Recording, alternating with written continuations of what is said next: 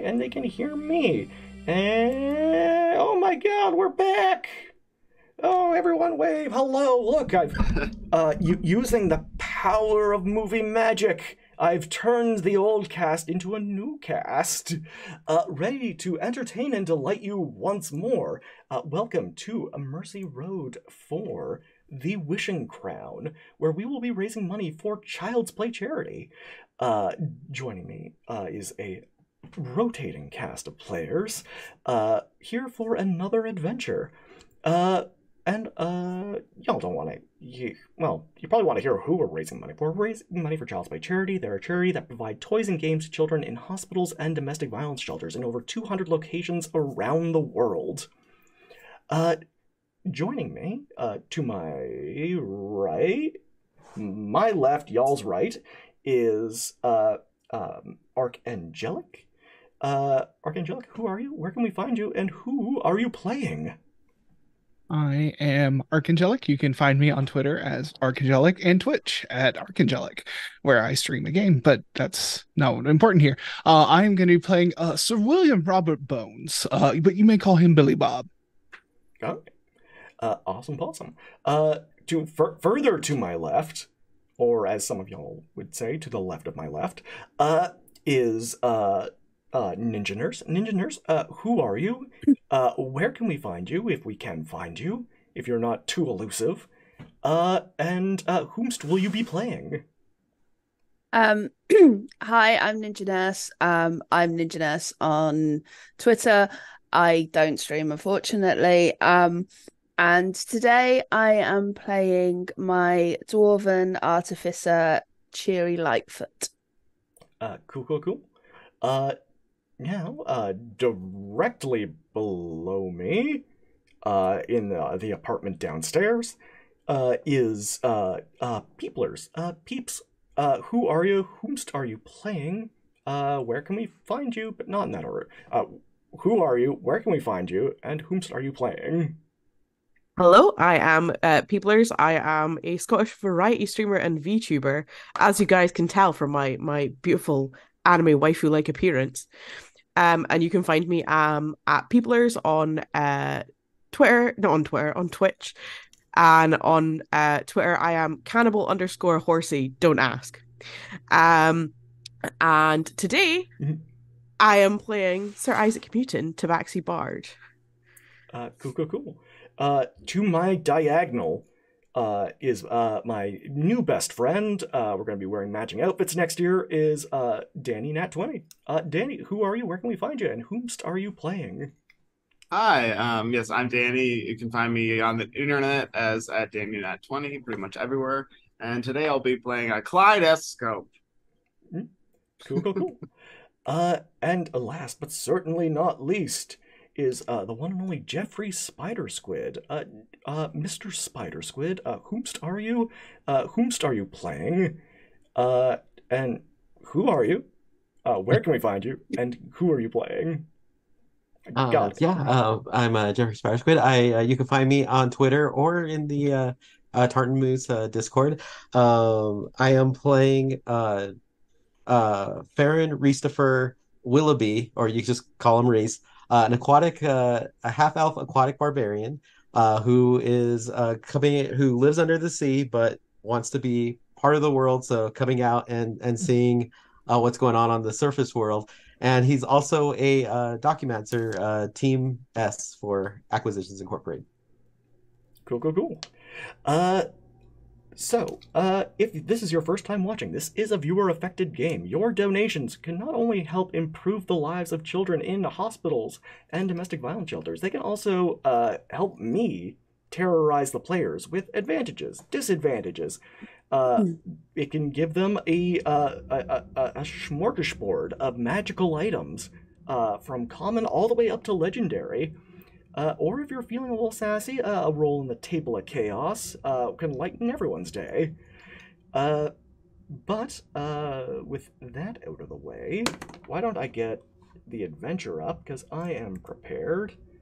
Do do do.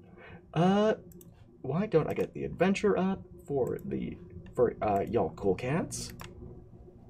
because I am prepared and awake and totally not in premium mush brain. Oh, this Yeah. We'll never take advantage of that. Don't worry. Oh Not at no, all. it's the 3 a.m. game is always always the best. All right, why don't we play some D&D? Oh, but first, Peeplers just donated $30 for the Cable of Chaos. Peeps, that was remarkably self-sacrificing. Chaos is fun. Chaos is fun. All right, and why don't we play some D&D? All right. There is a city named Marcia that resides on the bay, where another festival is held every other day. From celebration of quilts to the maple syrup parade, merriment and joy never seem to fade.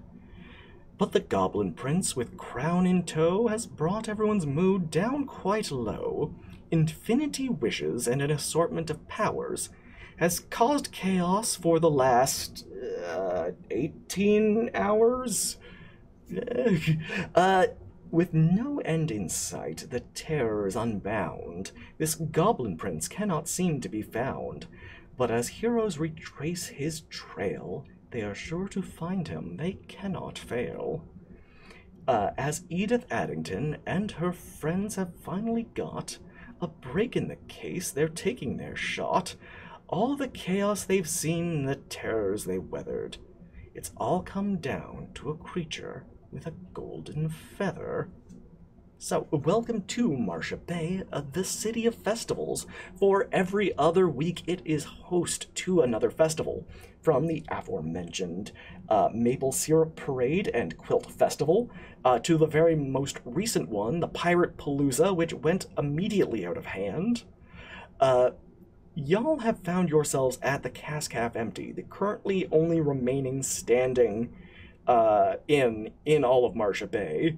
Apparently there was another one run by the fine folks at Talon and Claw, but it was burned down in a PETA burger joint turf war only a few hours ago. Fat Sapphic Bro has donated $100, a legendary item to Archangelic, a gift to Billy Bob from Monster. I don't know if that's Monster XD or Monster and then a smiley face with its eyes closed. But they say that they love y'all. So, if you would be so kind as to roll me a d10. Do I have a D10? I do. That is a 5.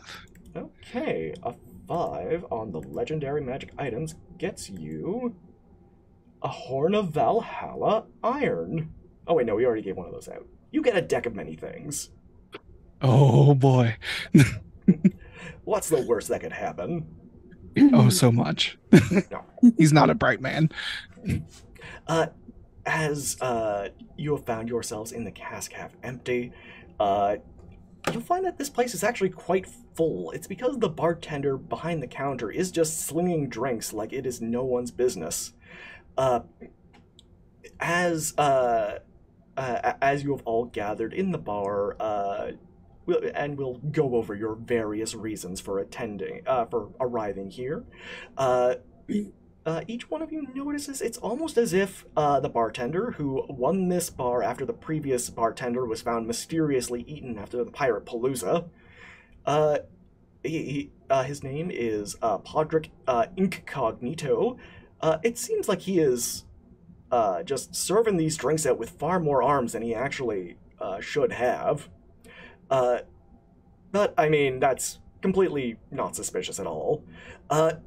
As you all gathered here, we'll start with Reese. How did you find yourself at the Cask Half Empty today? And did you have a happy Pirate Palooza?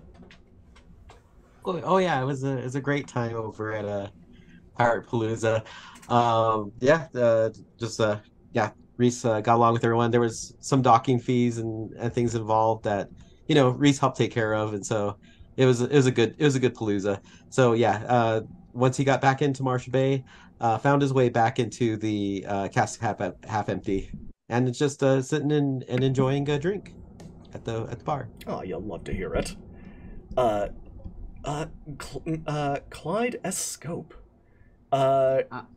Again, same question. How did you Yeah. find yourself at the Cask FMD? Are you having a happy I pirate think, Palooza? yeah, I think Clyde is having a rough day at Pirate Palooza, mostly because Clyde is a traveling salesman. He sells the wonderful, twisting, magical, sparkling viewing tube, which is like a long spyglass-like device that says that you look through a crystal on both ends. When you twist it, it shows you bright different colors of images and things. It will solve all your problems, make you feel young again. Just for 3 easy payments of $15.99. I've got $15.99. Somebody says from across the bar. He like immediately runs over to this person. Will this help with my migraines? Sure. Just close one eye when you do it. Ah! And I imagine because of the amount of like eye patches and things, and the fact that it looks like a spyglass, but it's not, it probably actually enraged a lot of pirates at Pirate Palooza today. So Clyde is having sold a couple, but not too many, and is trying to buy a drink or two with a couple coppers he has left. All right. Not only did you run into some trouble with your sorry, your patented pending twisting, turning.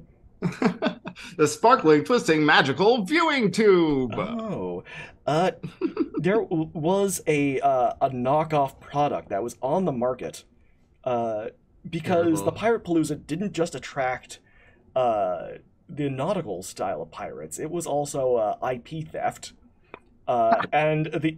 By the end of the day, the twirling, tumbling perspective cylinder was just hot on the market. Oh yeah, Chirp War already happened. Been a long afternoon. All right. Sir Isaac Newton. Uh, I just gotta say, did you arrive at Pirate Palooza because you heard there was a mutiny? possibly, or some of his friends were here. It's 3 a.m., but I still got him. I got that one joke rattling around in there. Sir Isaac Newton probably came here for adventure. He heard that there was something about a wishing crown, maybe. Mhm. He's a bit of a knowledge buff. He's a bit of a Indiana Jones type. I go into ruins and permanently borrow things. Oh, Icewind Or, Dave has you just know. donated $20. He has escaped the captivity of the Neverwinter Knights, who are causing the ice caps to melt. Had a great night. Hope all is advantageous for my friends Mutin and Lightfoot. I mean, that kind of sounds to me like he wants disadvantages. Oh, obviously. No, advantages abound.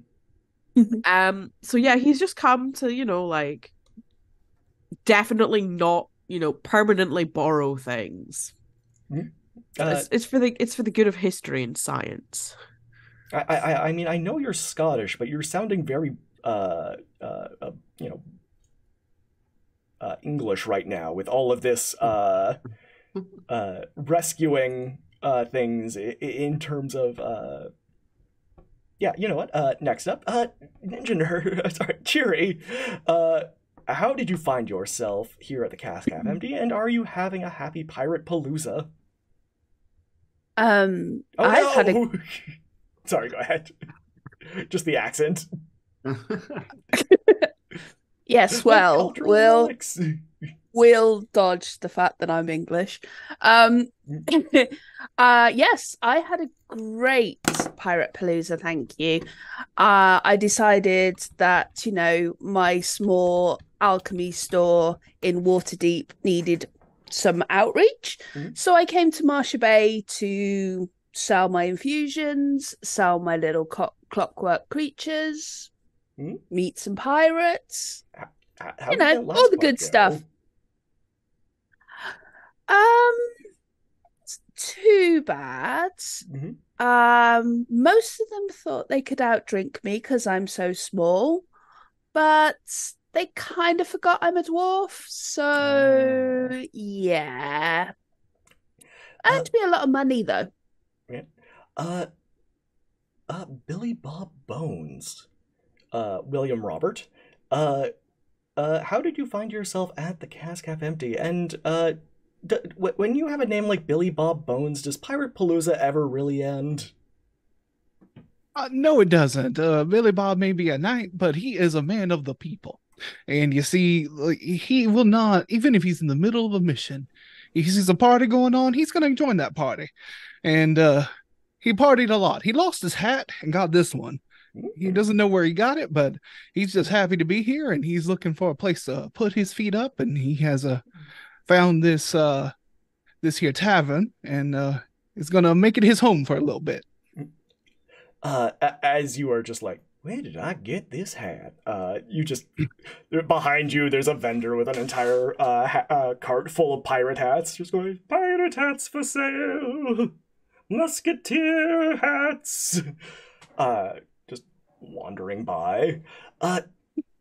As you all gather around, and as drinks are slung at a rate that are at least 5 times as fast as a human could slinging drinks with both hands, in a fashion that is becoming remarkably familiar to some, a brick is thrown through a boarded-up window, and it kind of tumbles and lands first in front of Reese, then in front of Clyde, then in front of Sir Isaac Mutin, then in front of Cheery, and Billy Bob Bones. You're at the door, so it just kind of slides between your legs. Oh, are these birds I've heard about? Just kind of takes a look at the brick. Is it okay? Is it? It's a petrified bird. It's a fossil. Yeah, Reese will examine the bird, the petrified bird. It is a very cubic bird, rectangular almost in dimensions. On it, it just says, "You have been summoned by the Council of Mysterious Benefactors. Please follow the kobold that's in front of you." Oh, yeah. When Reese you will look lower up the like, note, the kobold is looking up at you. oh, hello there. Hello. Hi. I'm like, is this your pet? Sorry, Is this your... I gotta go stand in front of the next person who's reading the note. Oh, yeah. You're a very Don't let me fast keep reader. you. Yeah. Just like immediately drops a brick right as the kobold walks up. Like, oh, well. One second. Hold that thought. Wait, no, I want to read it No, you have questions later. What? There's meant to be a kobold? No, over here. Runs over. He's kind of huffing and puffing. He's looking between Cheery and Billy Bob. Cheery looks He at scrambles Kobold, over in front of Cheery. and says, "You do realize that, you can buy things that give messages? You don't have to keep throwing bricks at people?" I mean, you're saying it like it's something I don't enjoy doing. Oh, heaven forbid I should stop you doing something you enjoy. You enjoy what you do. You never work a day. Fair enough. And Cheery goes back to looking at the brick, like intently. Yeah, it says, "Please follow the kobold that is standing right in front of you." Billy will reach down to grab the whatever was thrown at him, and he will look at the note, and then he will look at the kobold. He says, "Well, it sounds like my services are required. I guess my little bit of relaxation will need to wait." That went much easier than expected. Yeah, all right. Come on, we're going to the Council of Mysterious Benefactors' secret hideout. Oh, by the way, Mr. Spimbly Whiskers, says the little bright blue kobold. He is wearing the top half of a suit and is just Donald Ducking the rest of it. He kind of waddles out of the tavern Uh, I respect it. It's breezy. they say I'm not old enough for pants yet. You know what? Never mind. And he keeps waddling out. I remember those days. What a time to be alive. Oh man, I didn't want to grow older. I'm gonna keep my brick. Yeah. It's not just any brick; it's a messenger brick. Yeah, you never know when you need a new messenger brick. Clyde Esco, can you roll me a quick Arcana check? Yeah, let's do it. That's great. That's a 21. That's actually a sending stone you have. It's just a really big one. Oh, just gotta keep that. Okay, let's find its pair, everybody. Mm-hmm. I mean, there's only one way to find out. Can you roll me a quick D percentile while I have your attention? Yeah, totally. See, that's a 70. Oh, that's a 70. I've already established that 74 is my favorite of the 70s, but this is a close second.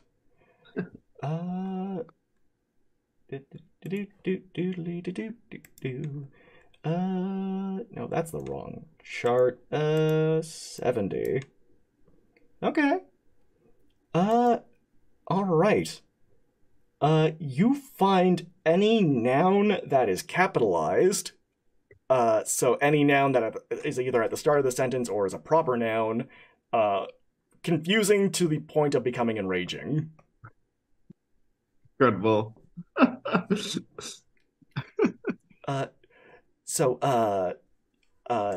Mr. Smimbly Whiskers will Oh.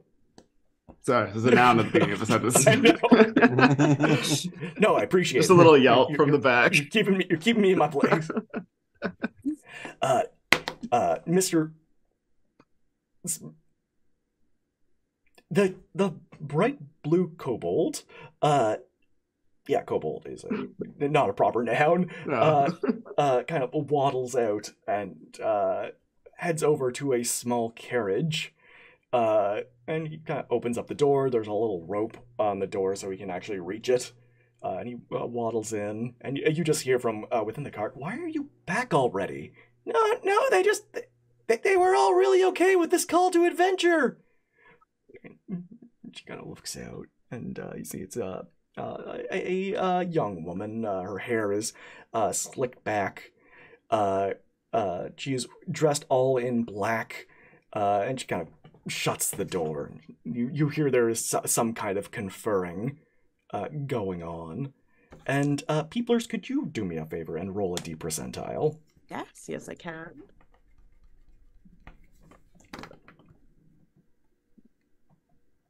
Uh, 15. 15? All right. Okay. For the next hour, let's say, for brevity's sake, this is in character hour. You are compelled to drop whatever you hold. Good thing I'm currently not actually holding anything. I know.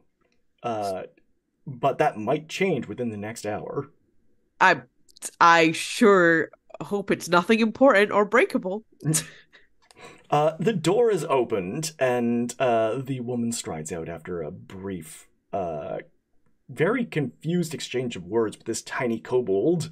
And she says, "Greetings, my name is Edith Addington. I'm from the Council of Mysterious Benefactors. That is also called COMB, if you decide to put it into an acronym. That's best. That's better. Yeah. We're from. We are the premier group of mysterious benefactors here in Marsha Bay. Yeah, no, just making sure the consistency. And she says, "Here is my business Fabergé egg." And she hands one of these crafted Fabergé eggs to all of you, including you, Sir Isaac Newton. Drop it immediately. Oh, that's very rude. I'm sorry, it just slipped. Okay. He tries to pick it up, and he just keeps dropping it, and he's like, would you like another one? It's gonna live on the floor. It's gonna live on the floor. Oh, sorry, my name's Edith Addington. breaks mine. Ah, Oh, crap. sorry, do you need another one? Yeah, can I get another? Sorry, I'm trying to mend it, but it's too much. These are very expensive, I'll have you know. Oh, well, then I'll definitely mend it. Okay, puts all the pieces in his bag for later. Yeah, to get you have to buy these in bulk. Well, then, it's good. It's good to know for business. If you ever, I know it looks like you have a bit of money. If you ever thought about investing in sparkling magical viewing tubes, I have the preempt authority on them. I can tell you anything you need to know. Is that kind of like the twirling, tumbling perspective cylinder? Oh, not again! Ah! The salesman told me. Anthony! The salesman told me that knockoffs make you go blind. Well, that's true. That's true. That was probably me. In disguise. Well, I mean, the person who sold me the twirling, tumbling perspective cylinder. Viral, come on into my stagecoach. See, all for the last X many hours, I have been trying to track down the Goblin Prince. The Goblin Prince has had access to a crown called the Wishing Crown. It is a magic item of unparalleled power that grants one not just the ability to grant wishes, but to grant irony-free wishes. And he's been using this not to disastrous ends, but to inconvenient ends. And as one of the wealthy elite of Marsha Bay, I take exception to this. And there's a rumbling in the ground, and as you look outside, you see a giant beanstalk just kind of shoot out from the ground up into the clouds, joining what appear to be 16 or 17 other beanstalks that have done so. There are kind of twisted towers. You see that there are little crickets singing and dancing and offering advice. There are mermaids diving in and out of the water in the harbor. That's normal. And Edith just kind of gestures at that. And see this? Makes me want to puke. Yes. Thank you, Kaleidoscope. You've got plenty beans though. No one's gonna go hungry. But as somebody who currently owns the means of production, I can't have them buying their own free food. I mean, they're not buying it if it's free. Exactly. The worst crime. Zynga has just donated $20. Snoops in boxes send a gift to their good friend Ninja. Aw. Ninja, can you roll me a D10? Yep. Oh, no, that's not a D10. That's not helpful.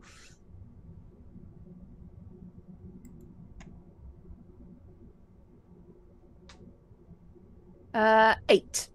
Okay, I'm just gonna see what this does because okay. You gain a Pearl of Power. Ooh, thank you. Snoops in Box is a great Tabaxi name. It is a great Tabaxi name.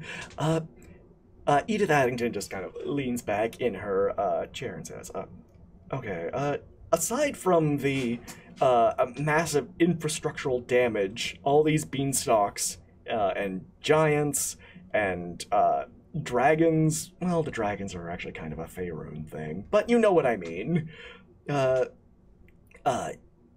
Aside from that causing an inconvenient amount of damage, if this little goblin prince either loses the wishing crown to somebody worse than he is, or wishes for the wrong thing,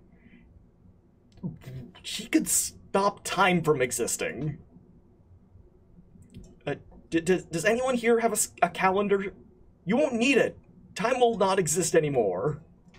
No, you still need calendar it. out the window. Yeah, we'll need that. Alright, well, I'll find another. Talk about I watching don't use time one fly. anyway. minor illusion of a Yeah. drum roll. Edith just kind of pinches the bridge of her nose and says, "All right, look.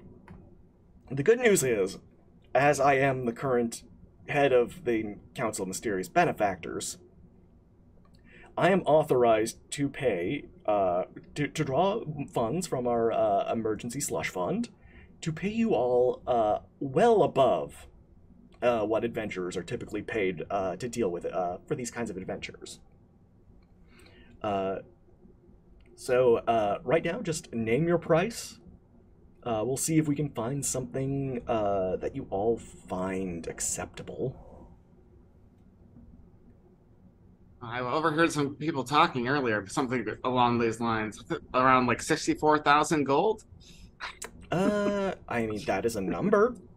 I think I heard somebody else have a similar request. On the street, you know. I heard that too. I heard that was the going rate, you know. I mean, for 64,000 gold, I could get 64,000 better adventurers. Yeah, well, you don't have those right now, do you? You don't have a regular choice. Hey, you know what, Puss in Boots? I will wait 3 hours and get a whole different team together. Okay, that's right. I do take offense to that. I am not an adventurer. I am a mercenary. Well then, as a mercenary, how much would you find to be an acceptable amount? But like the kind folks said, 64,000 gold. All right.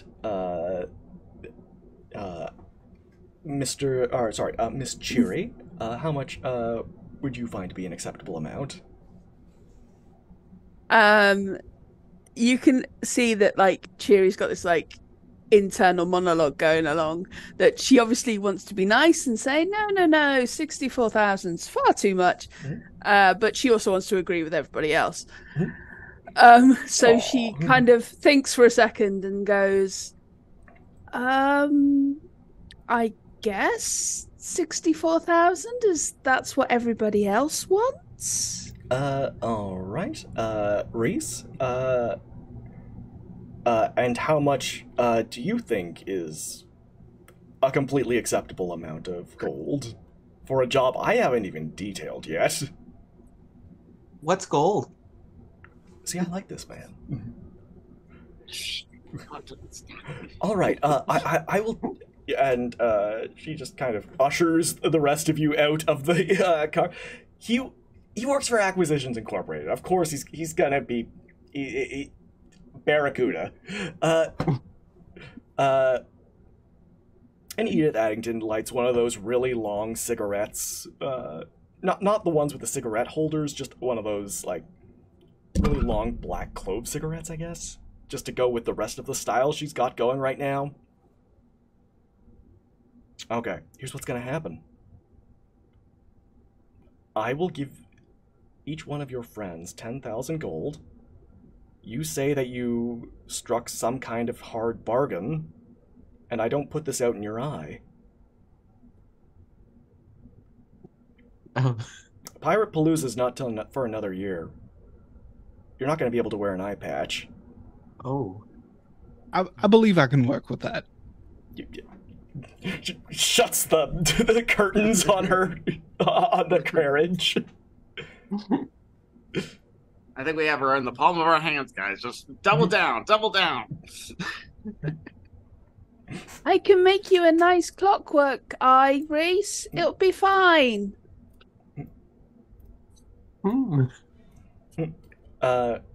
What would you rather have? A lot of gold and 2 eyes? Or no gold and 1 eye? Wait, that's like, wait. So the putting out my eye also means we don't get paid for that? No. I feel like you well, yes, you don't get paid, and I put this out in your eye, or you get paid and I don't put this out in your eye. Oh, okay. So yeah, I will take the 64,000 without the eye poke. No. Thank you. 10,000 and no eye poke.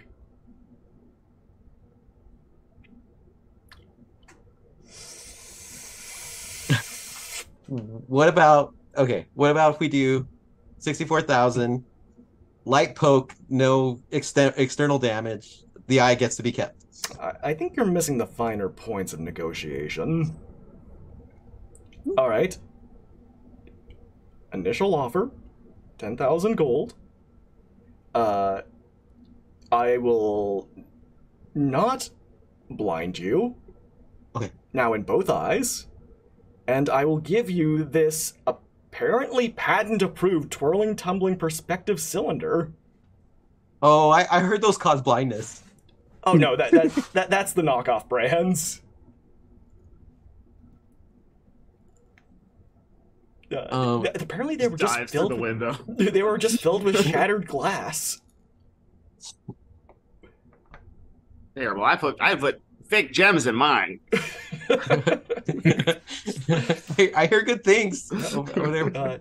Well, your friend here ran a tough bargain. He will be getting 64,000 gold. The rest of you have agreed to 10, and Reese gets to keep both of his eyes. Yeah. Yay! Oh, eyes are good to have. For all the kaleidoscopes. Yeah, you could buy at least 10. And you are given a cigarette, Reese. No. He pockets it while lit. It just burns through a hole in your pocket and falls out. Like that's going underwater with the egg. Reese, for your harrowing experience negotiating with the head of the Council of Mysterious Benefactors, I need you to roll a D percentile. Sure.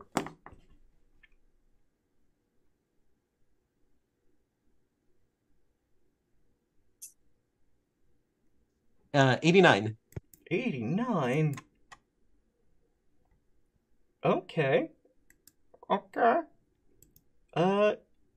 Each creature within 10 feet of you is now compelled to run away. Oh no. Edith just says, drive, drive, drive! Push him out the door. Right away. That's making a bad deal. Everyone else in the street is just runs away. I will say, for sake of brevity, your allies are currently immune, but the streets have now emptied. Billy Bob Bones is immune to the frightened condition to begin with, so he wouldn't have noticed, even if it wasn't the case. You see where there once was a cart, there is now a brick with a small note attached to it. I'll go read what the brick says. By all means. I mean, we can. It says, written in a very nice cursive,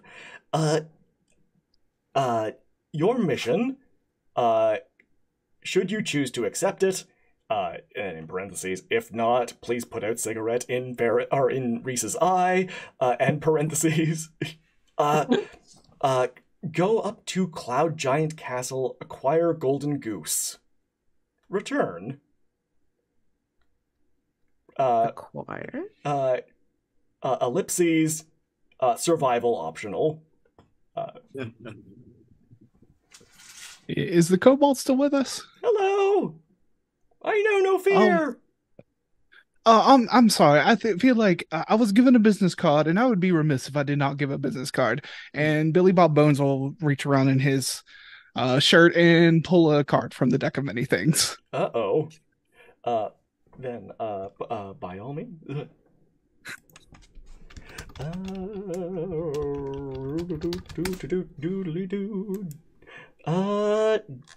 I'm guessing you do not have a deck of cards upon you. Let me just... I do not.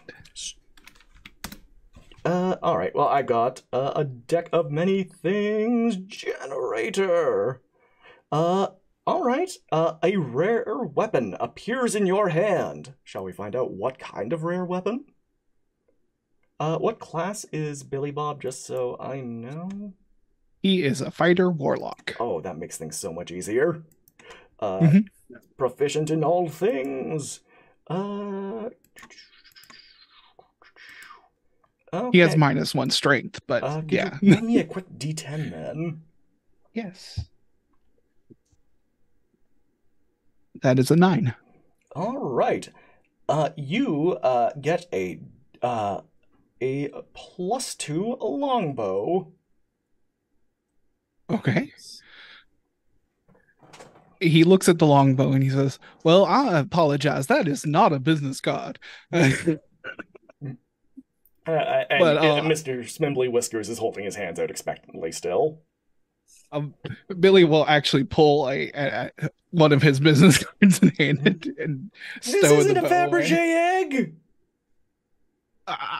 I'm not really from here. I wasn't aware that Fabergé eggs. It would take me some time to get to commission some Fabergé eggs. Perhaps that it will be an IOU. Wait, isn't IOU all capitalized? With that, Mr. Smimbly Whiskers goes padding away. Wait, come back! I fell out of the cart again! Oh, finally. There's too many names.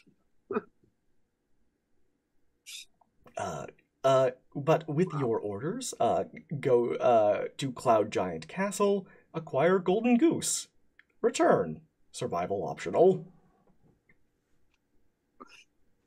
Oh, where do you think a Cloud Giant Castle is? I think, and I might be wrong, but in the clouds. Oh, Yeah.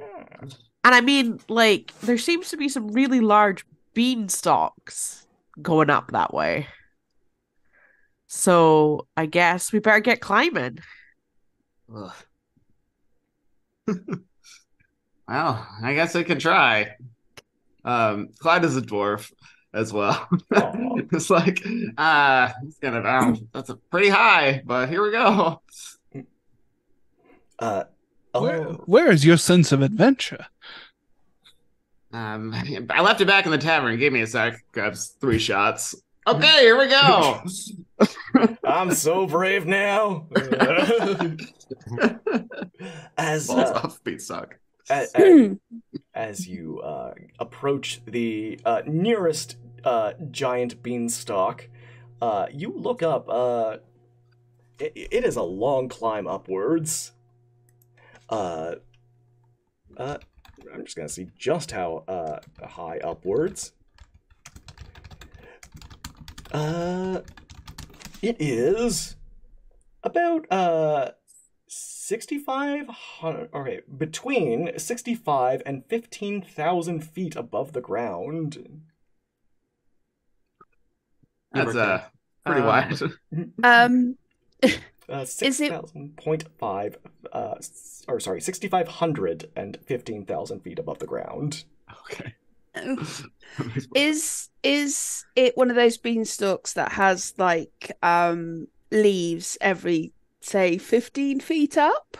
Oh yeah, for when you, yeah, I will say so. So as everyone's looking, Cheery kind of blinks out of existence, then appears on the next leaf. She has boots of the winding path.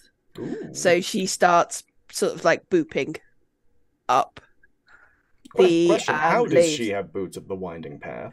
She has them because she has the infusion as an artificer. There you So go. Okay. it's one of the infusions, so she has a set of boots of winding path. Okay. Just making sure. But as you wind your way up, Cheery, I'm going to need you to roll a D percentile. This is what I get for being smart. 31. 31. All right. Here we go. You gain 5 temporary hit points as you feel suddenly refreshed. Cool. The rest of you are on your own, as Cheery is bounding up the beanstalk. Sir Isaac is going to look around the base of the beanstalk, looking to see if there's like a lift, like an elevator or anything built into this thing, because yeah, I don't think he's going to manage to climb that high. That's a lot of climbing. Doesn't Isaac Newton have like little claws that kind Yeah, aid he in has there? he has tabaxi claws, but he's not particularly climby. Uh, he Okay. As you kind of circle around this he's not a strong beanstalk, boy. uh, you find that it is just made of beanstalk. It is not made of secret elevator. God damn. Guess we're gonna have to start climbing, guys. And he just like cat paws onto the beanstalk and just starts climbing up with his claws. Okay. Reese, how are you scaling this Uh, beanstalk? yeah, so Reese is definitely going to go ahead and attempt to climb it using the pedals as footfalls and try to just uh tough it out and just climb the beanstalk. Okay. Mr. S Scope. Yeah, I think I'm just gonna have to try to use my hands. Uh, you see, like, bring out like the Cloud has a really big backpack. He's proficient in like 6 different tool sets, Mhm. and so he goes through all of them, and literally none of them will help. But he's like, "All right, well, here we go." Just gonna try to muscle it up. Sorry, I'm picturing you like stabbing a Oh yeah, little kaleidoscope dagger. into. Yeah. Oh, incredible. Yeah, they're like bright purple, and just going at it. And Billabob, uh, how are you scaling this Um, beanstalky? Uh, mm, uh, I had something, but it just piffed away. Billy is gonna do what he always does, and that is his best. And he is going to just start grabbing on leaves and maybe trying a little like he's okay at acrobatics. He's not a strong man. And so he is just going to just try and nimbly like jump on like between each of the leaves on the way up. It's just backflip after backflip. Could you roll let's say at about the fifth or sixth backflip? Could you roll me a D percentile? Oh boy.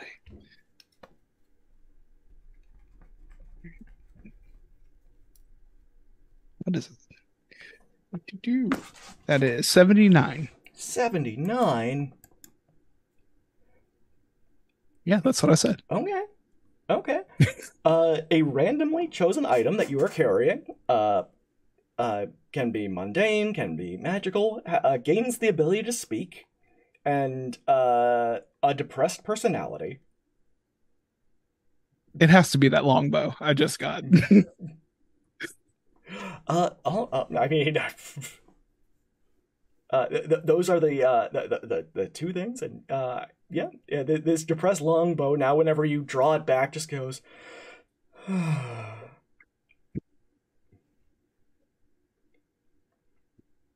Why so long? Yeah, turn that bow upside down. No, it looks much better. Now, where is your sense of adventure? I'm just in not the greatest group today. As you are browbeating your weaponry, Cheery, you are the first one to make it to the top of the beanstalk. You arrive much more refreshed than your exhausted comrades. But you see that the area around you is not the uniform kind of even flooring of traversable cloud that one would expect after climbing a giant beanstalk. Instead, it is rather disparate motes of cloud coverage because it's only partially cloudy outside, resulting in these puffy white clouds just kind of occasionally coming close enough to each other where you can traverse lines, but then occasionally drifting away and becoming little islands just stuck in the middle of the sky. So, as you are the first one to make your way to the top, you see that in the distance, there is a little castle, not too far away. Do you wait for your compatriots, or are you just going to continue teleporting are you going to continue to speed run and teleport to the end of the game? Tempting. No. Cheery will get to the top, and she won't kind of think. She'll just look down to see where everyone is, realize how high she is, and just like bear hug the beanstalk. Maybe this makes it worse. Now you can feel the beanstalk swaying in the breeze.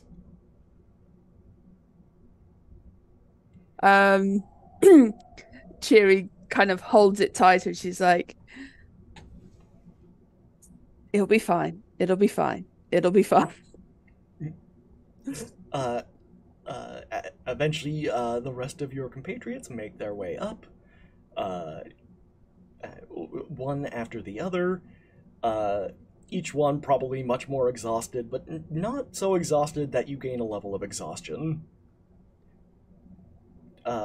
Probably just exhausted enough to be a little resentful. Oh god. And who here has not rolled on the table of chaos yet? Has everyone rolled at least once? All right. Then Billabob, could you roll me a D percentile? All right. If you insist. That is 64. 64.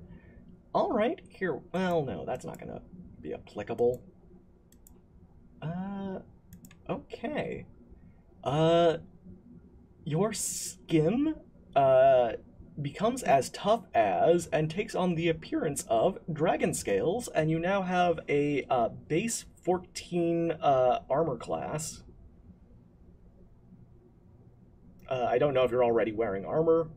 Yeah, he is. No, but this would be 14, but plus any dex bonus. Okay. That's much better. Well, that is just spiffy. Oh god, are you okay? I have never been better. Ain't this just beautiful? It's beautiful, right? I could deal with this. Cheery's still holding onto the beanstalk with one arm, but she's just like gently poking Billy Bob, trying to work out what's happened. It's nice, right? Yeah, it suits you. I'm just wondering how. Clyde, if you look at Billy Bob through a kaleidoscope, they just look normal. Oh, I got you. Prepares the spell magic, keeps it. Oh, that's much better. It passes it to everybody else. 3 families, $15.99 in case you want one. You see, Sir Isaac, back to normal. I'll take one. Yes. It gives him like a signed one for your collection. Nice. Oh, this one's got writing on it. Stuff's in the bag. Sir Isaac Newton, it is after this moment of inspecting dragon scales, you hear an explosion from off in the same distance in the direction that the castle is in. Oh, that's not good. Guys, I think we might. Things are exploding, which generally is probably not very good for geese. So we might want to get a bit of a wiggle on and try and get over there. So Sir Isaac is going to start moving. He's going to have a look at the platforms, and he's gonna plan out his route to get to the castle via these moving clouds, because I'm assuming they're moving like backwards and forwards and left and right, and they keep doing this over and over again in the same pattern. He's going to plan out the route In the same pattern. And he's hoping it's in the same pattern and they're not just randomly moving. But then again, they are clouds. They might be doing whatever they like. Now, But he's going to try. Going to say this again for the second time tonight. I'm not a meteorologist, but I don't think that's Neither Sir Isaac. Yeah, no, you know what? Fair. I am unsure if that's how clouds behave. We need James R. Gurney in here, even though he's a microbiologist. I assume it's all science. Yeah. But roll me a survival check.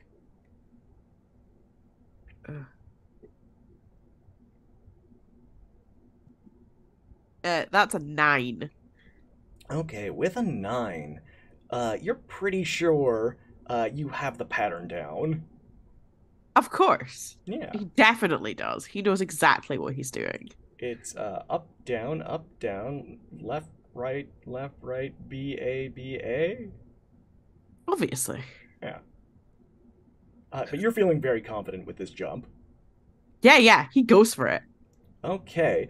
At the last minute, you're not feeling that confident, and you kind of scramble, and you are now hanging by your little kitty cat paws.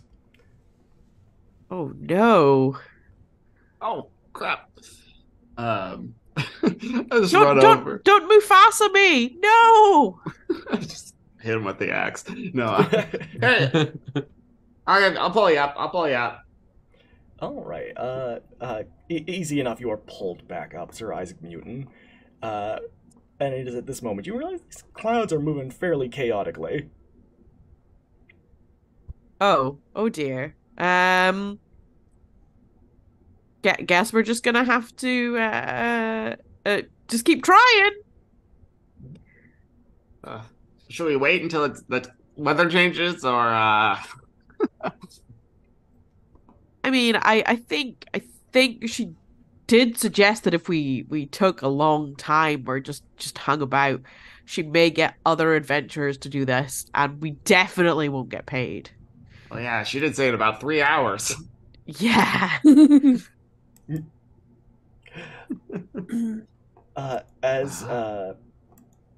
As you kind of are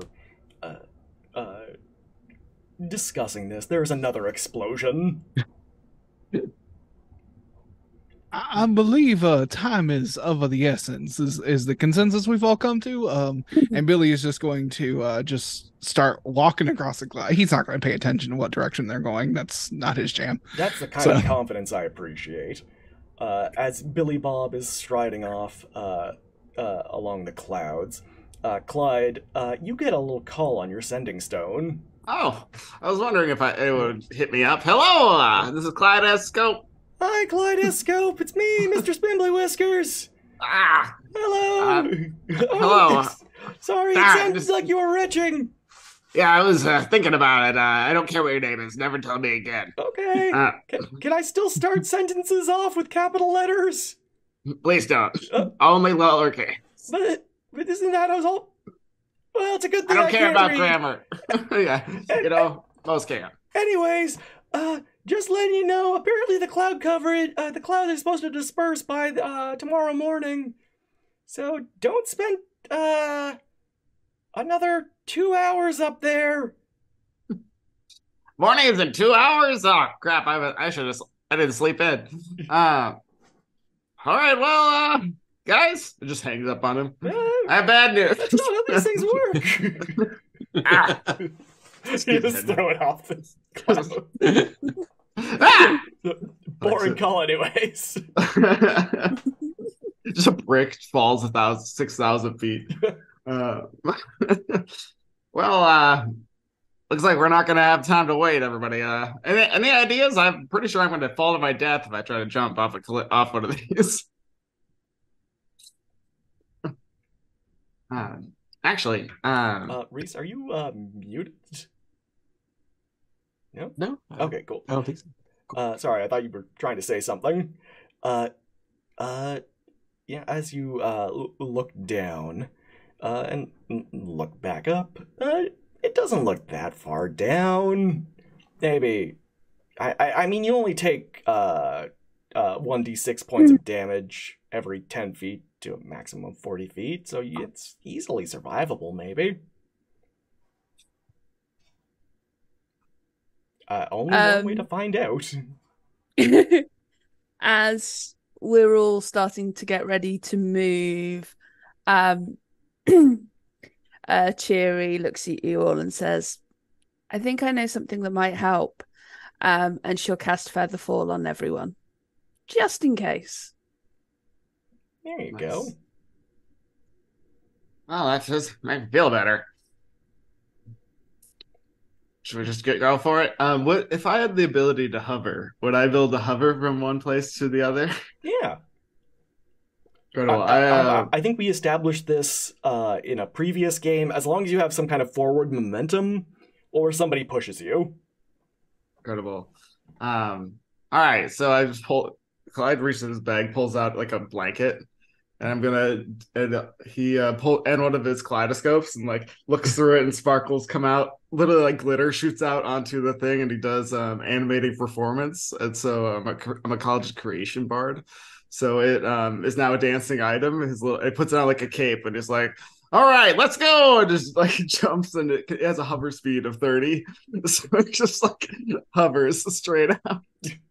Sorry, I'm picturing this like being a really good idea at the time, but then as you kind of go forward and the blanket stays, Strangs himself. yeah, it's just he's just struggling. And Oh god! eventually, you make it to the other side. But And he'll send it lasts an hour, so I could like send it across back and forth to people. okay, the strangulation blanket makes it to the other Yeah. side. All right, just tie it around your neck, and then off we go.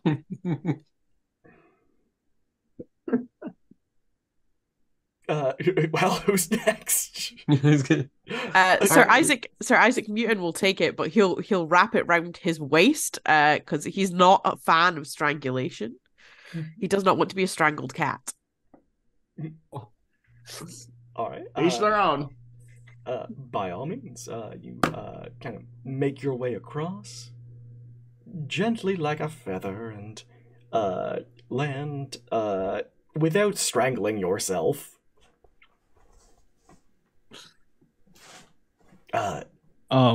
Billy will take the thing and like take his rope and wrap the blanket, like tie it like a robe around him and use the rope to connect him and just kind of float. But I imagine he doesn't quite get the balance right.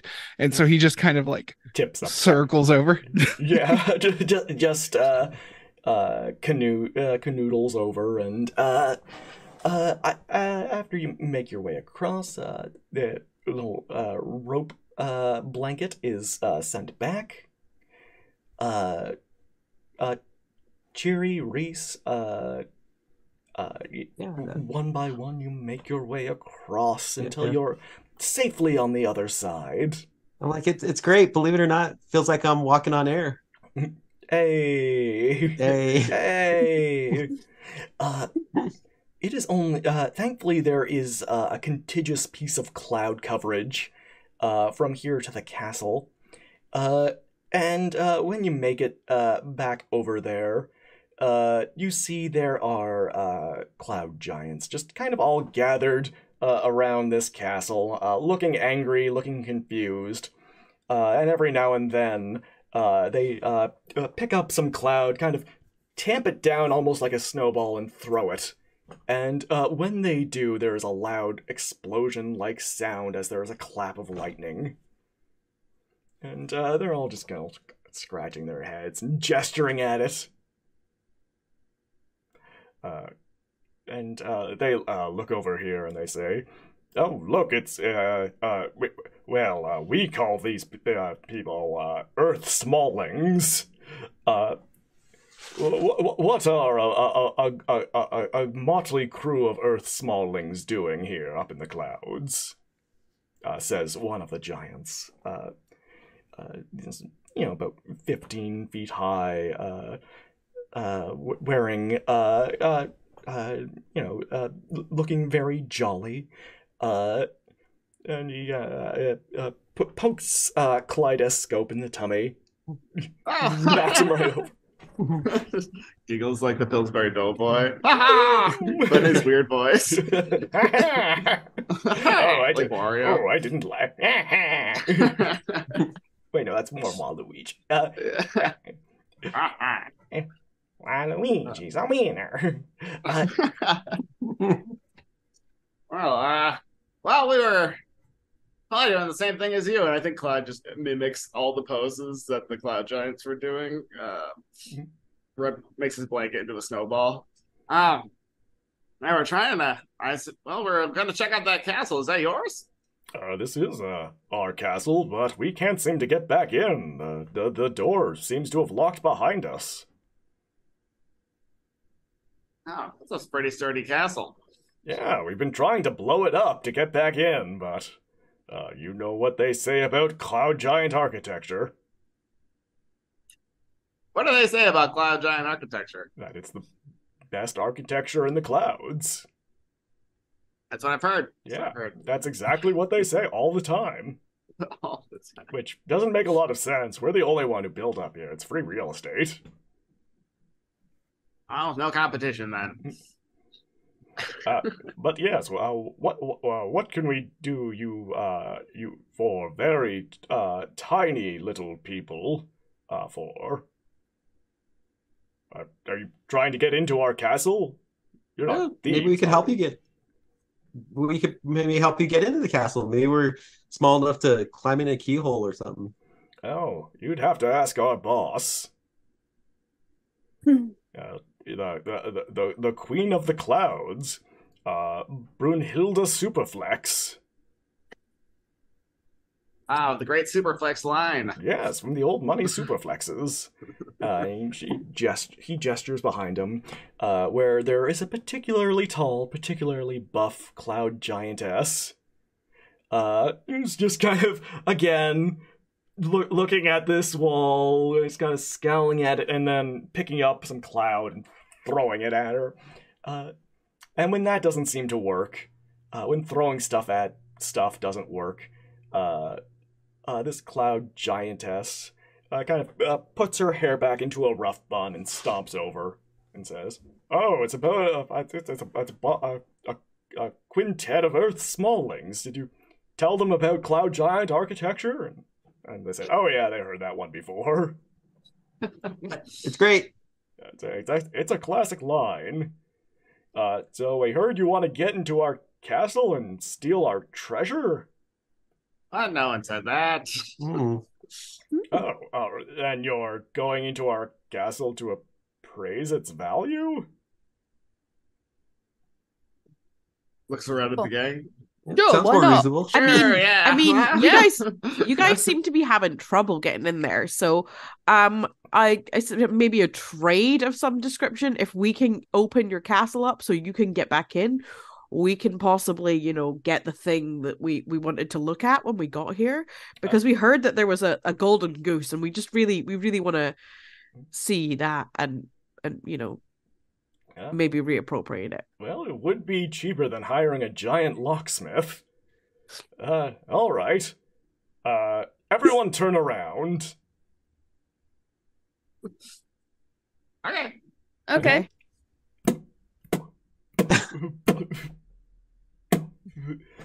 And it is a good thing you have Featherfall cast, as you all kind of fly through the air and then kind of gently float down on the descent. But as you have just enough time to realize that Brunhilde didn't know that. And you just hear her say, "Make sure to stick the landing." Face plants. Somehow. Well, his face plant. It's just the last second. Just Sir Isaac lands on his feet, as all good cats do. Yeah, I mean, who would believe us otherwise? Billy Bob will land in a perfect practice fencing stance, and he says, excellent. Another happy landing. As you all are now inside the little courtyard, you see that there are There aren't any other giants inside this castle. It seems all of the giants who lived here are on the outside. And every now and then one of them throws another lightning ball in here. Before you hear, oh, sorry, forgot you little people were in there. All good. If we look around, do we see like a giant pair of keys that they left in when they locked themselves out? No, and Clyde, while you look around, you can see that giant furniture has been pushed up against the door. Wow. Somebody's in here. Maybe this is a goose. And as you kind of look around, you see typical oversized things that you would find in a courtyard. Oversized carriages, oversized horses making oversized plops, oversized stacks of hay. There is an oversized twirling, tumbling perspective cylinder. No, I thought I would be the first one here. I was going to make a whole bunch of business propositions. Yeah. That's pretty cool, though. It's like this. Hey, wow, my eyes don't hurt using this. You could crawl in your own invention. It's amazing. Fix it. Make it a real, sparkly twisting magical viewing tube. It's that damn cylinder nonsense. I thought you were gonna climb inside and start stealing trade secrets. Wow, that can't be better. There's no way. Perish the thought. But one thing you don't see in this giant courtyard is a golden goose, or even a trace of them. Yeah, I guess if we're in a courtyard, it didn't want to get out. It probably would just fly away if it was out here. You got to go inside. Do you think it's wild that we're chasing it, or? Dun, dun, dun, dun. Are you headed inside? Yeah. Yeah. Yeah, As absolutely. You wander inside, you just walk underneath the door, or rather, probably crawl underneath the door would be a little more apropos. You see, you are now inside of a giant kitchen. The floors here are just filthy. Well, I mean, from a giant size perspective, they're probably okay, but from here you can see every follicle of hair that has fallen out. Every bit of crumb, and every giant rat that is currently eyeing you all hungrily. There are more than a few of them, and they kind of squeak over, and one of them approaches you, Cheery, and just kind of squeaks and wiggles its little nose.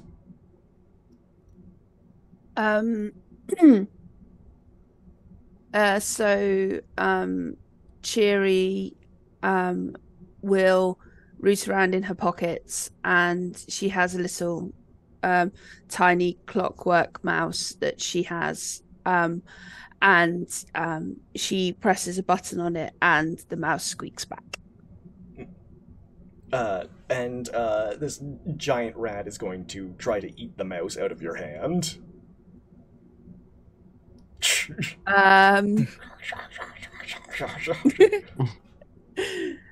Can I try and pull the mouse back before he eats it?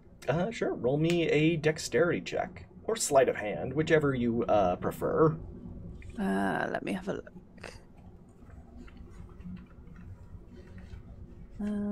Okay. They're the same, so let's go with sleight of hand. A dirty 20. All right, a dirty 20. You managed to pull it back in time without losing your hand. You can still count to 9.5, so that's okay. That's better than Cheery used to be able to do, so it's all good.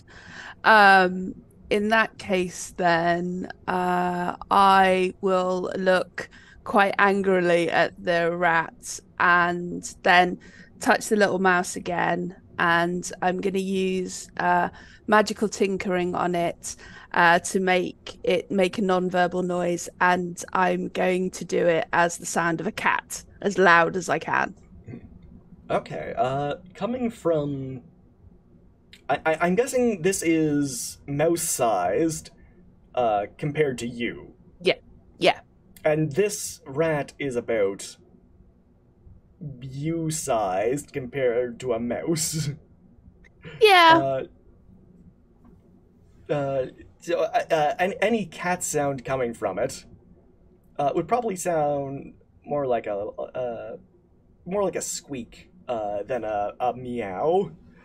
Now, the good news is there is a you-sized cat standing adjacent to you. Okay. I mean, I mean, yeah. I'm a cat. You want me to to do something? and also, I mean, by the hungry look this rat is currently giving you, you're not sure how long you have to get out your tinker's tools and actually do the magical tinkering required. Oh, fair enough. In that case, then, yeah, I will turn to Sir Isaac and say, rats generally don't like cats. I mean, this isn't usually my bit, but he does his best. And he like attempts to make noises that make him sound like a cat that's going to try and eat this rat. All right. Could you roll me either performance, because you are putting on the air of a fearsome predator, persuasion, or intimidation? We'll go with persuasion. That's a natural 20, so a 30. A fine bwomp. This rat, it doesn't seem intimidated. It doesn't seem to be buying into your act, but the way you have meowled seems to have convinced it that this is not a worthy use of its energies. I'm glad. And it goes scampering away. Sir Isaac will wave it off. He'll just wave. Oh, the rat stops and turns around. Oh. I was waving bye. Off you go. Bye. It scampers away. As the rat has scampered away, we see that there doesn't appear to have been anyone capable of pushing that furniture up against the wall around. There doesn't seem to be any extra food taken out of the cupboard. There isn't any like places set out for anybody. It looks like this place was just kind of left in the just kind of left unattended. Like candle stubs have melted all the way down. And it is not immediately apparent who is currently taking up residence in this castle. Yeah, are we sure this was actually their castle? Maybe they just were trying to let us break in. I mean, it doesn't seem like anybody's been here in a bit. Yeah, have you gotten back into our castle yet? Yeah, their castle. You see that there are like family photos of them put up against the walls. Anybody. It could have been anybody. Yeah. It's amazing the length some people will go to prove a lie. They broke into the castle Yeah. and put pictures of themselves all around it. Yep. Yeah, definitely the long con. Perhaps. Now, stick with me. Like, these are giant people. Do they have giant ghosts? Ooh. Giant poltergeists. I mean, Does anyone have ghost hunting equipment? I'm not much of a ghostbuster myself.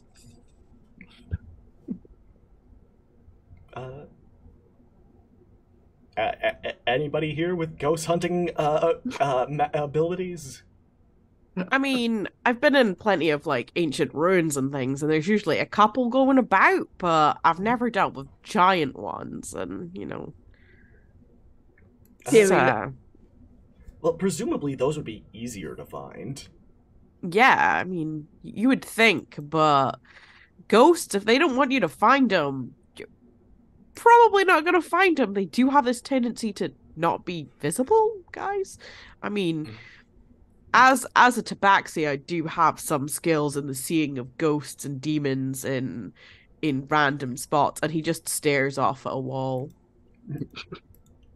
The random spot in the wall has a little spooky ghost drawn on it.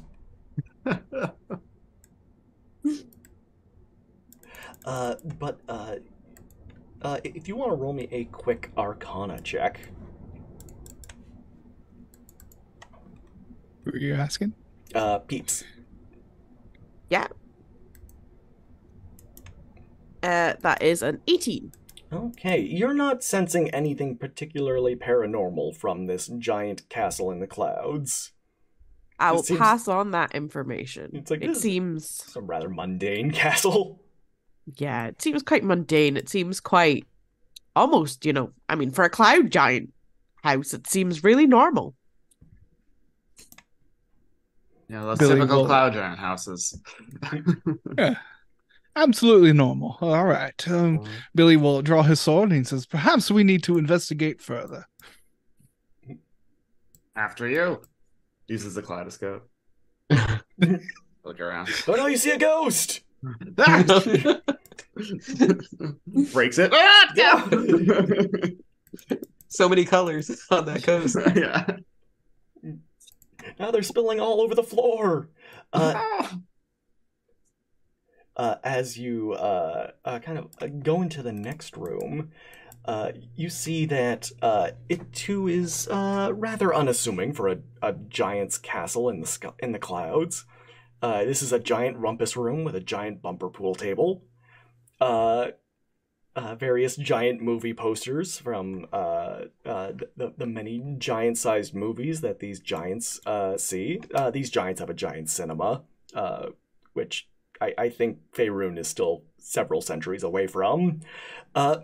But there doesn't appear to be any golden goose or any other giant occupants. This giant cinema, the Gimax. Which is not to be confused with the feminist cinema that only shows the vagina monologues, the Vaginamax. Really popular in Faerun, though. Yeah. But as you all are trying to suss out just what is going on, you see something catch the light from one of the various lanterns, and going behind the giant couch, you see there is a shell, and this is a golden shell, but something has hatched forth from it. That kind of shell. Wow. How, compared to us, how giant is this shell? How big is this shell? You could probably climb inside of it, use it as like a bathtub. Wow. Sounds like an eggshell to me, everybody. Breaks them off. Puts it in bag. I can make now a gold version of the tubes. Nice. See? Doing it for entirely philanthropic reasons. Mm-hmm. Everything we do. Yeah. Capitalism. That's how that works. As you are gathering this golden shell, Clyde, you're Danny Danny would at do it 20 too. now. Yeah, Danny would do it too. Yeah. Don't worry. Billy Bob, you look over your shoulder, and you see a much smaller egg just kind of roll into the room and come to a stop. And it cracks open. Just, and a little mechanical chick pops out from it, and its head begins to just kind of start swiveling around. Just... Identify yourself, you mechanical beast. It is just, it is ticking down faster and faster. Is that your name? Click clack. Yeah, that's the only answer you're getting from it currently.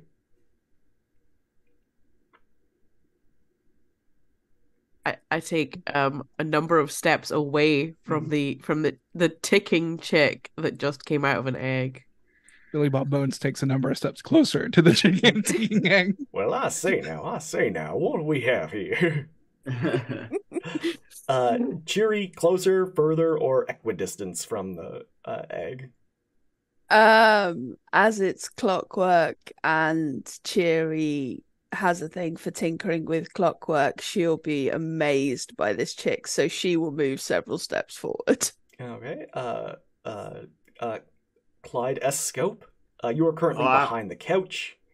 Behind the eggshell, in front of them, away from the chick, just like just folding just folding the eggshell, trying to stuff it into a bag.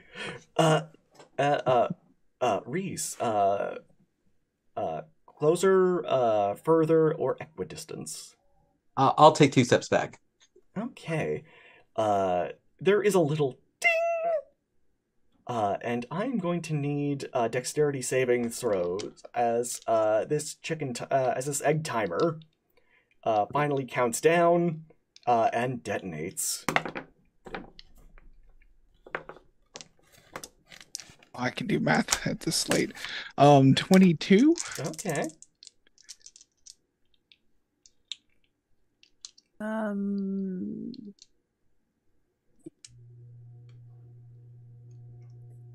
Two.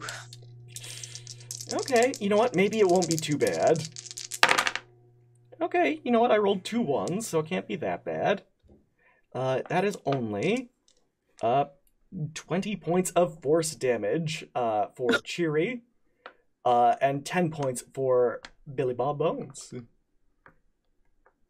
As this little chick detonates, leaving a little gouge in the floorboards and many a gouge in Cheery, and a moderate amount of gouges in Billy Bob Bones.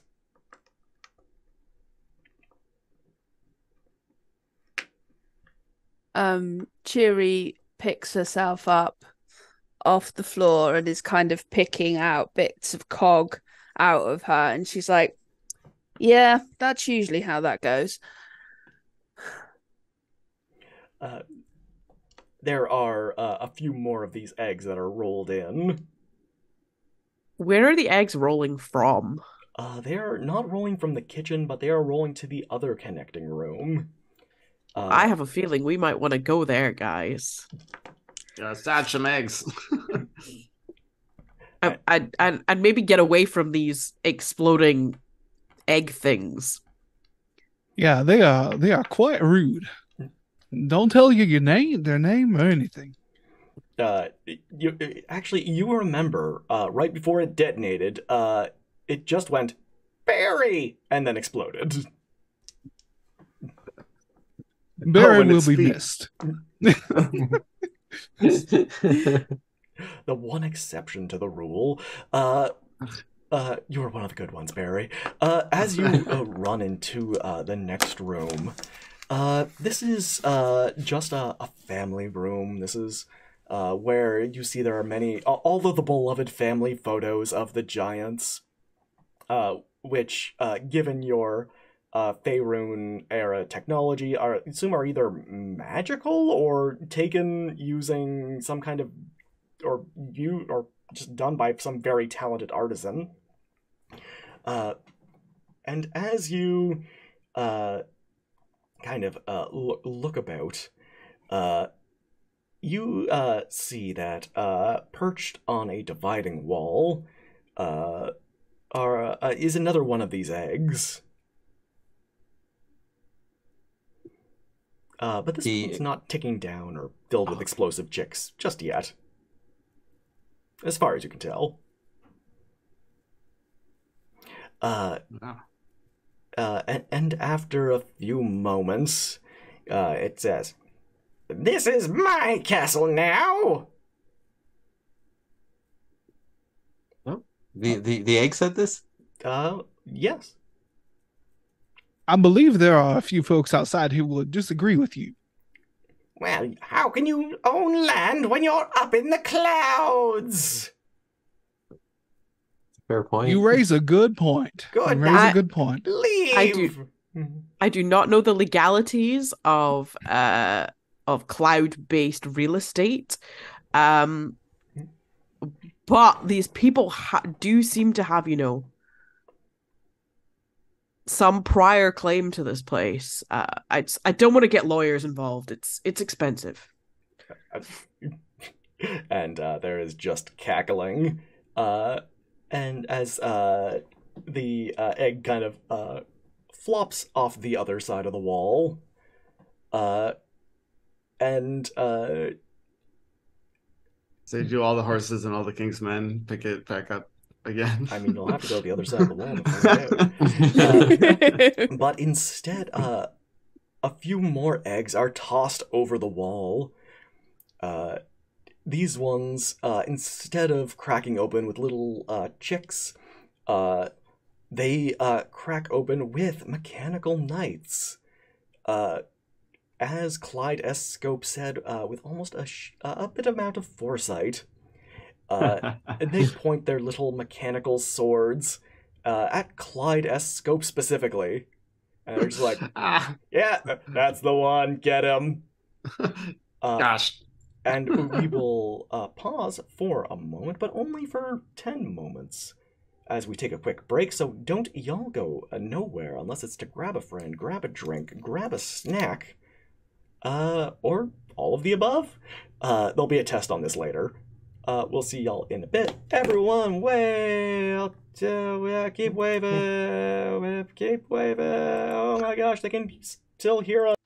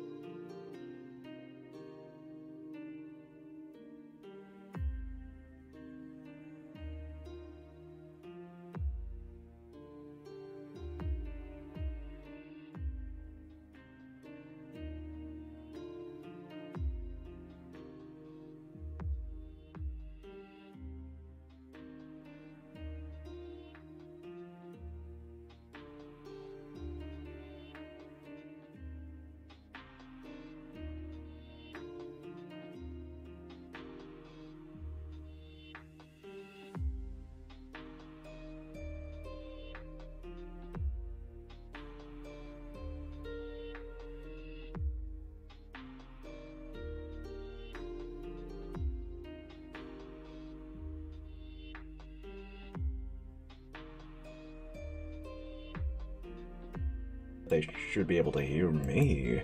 Oh, they should be able to hear y'all. And we're back. Hello, everybody. Welcome to Mercy Road 4.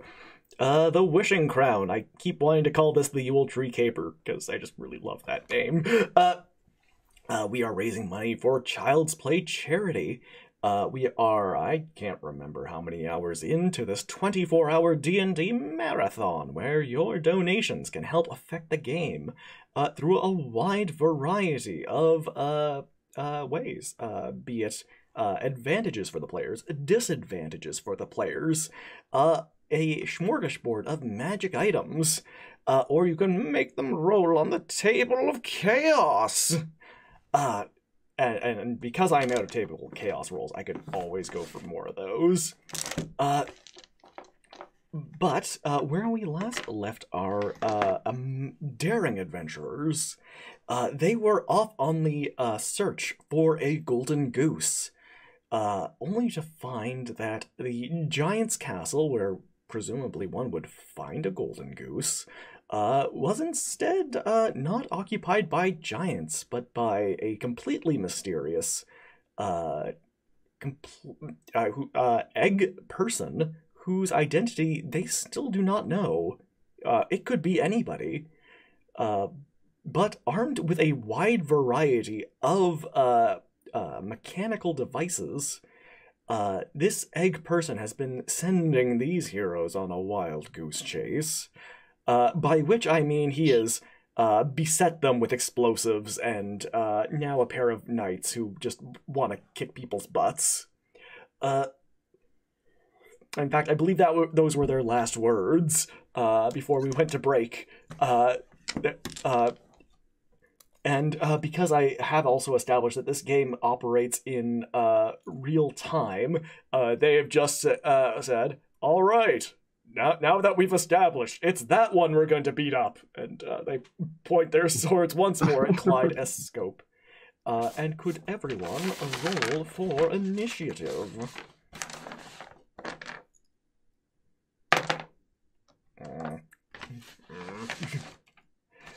That is a 2. Okay, I feel better about my roll of a 4. Cheery rolled an 8 to continue the low rolling. Okay, Cheery rolled an 8. Sir Isaac got an 18. Okay. 18. We're doing single digits only though, so I'm gonna have to get you to keep rolling until okay.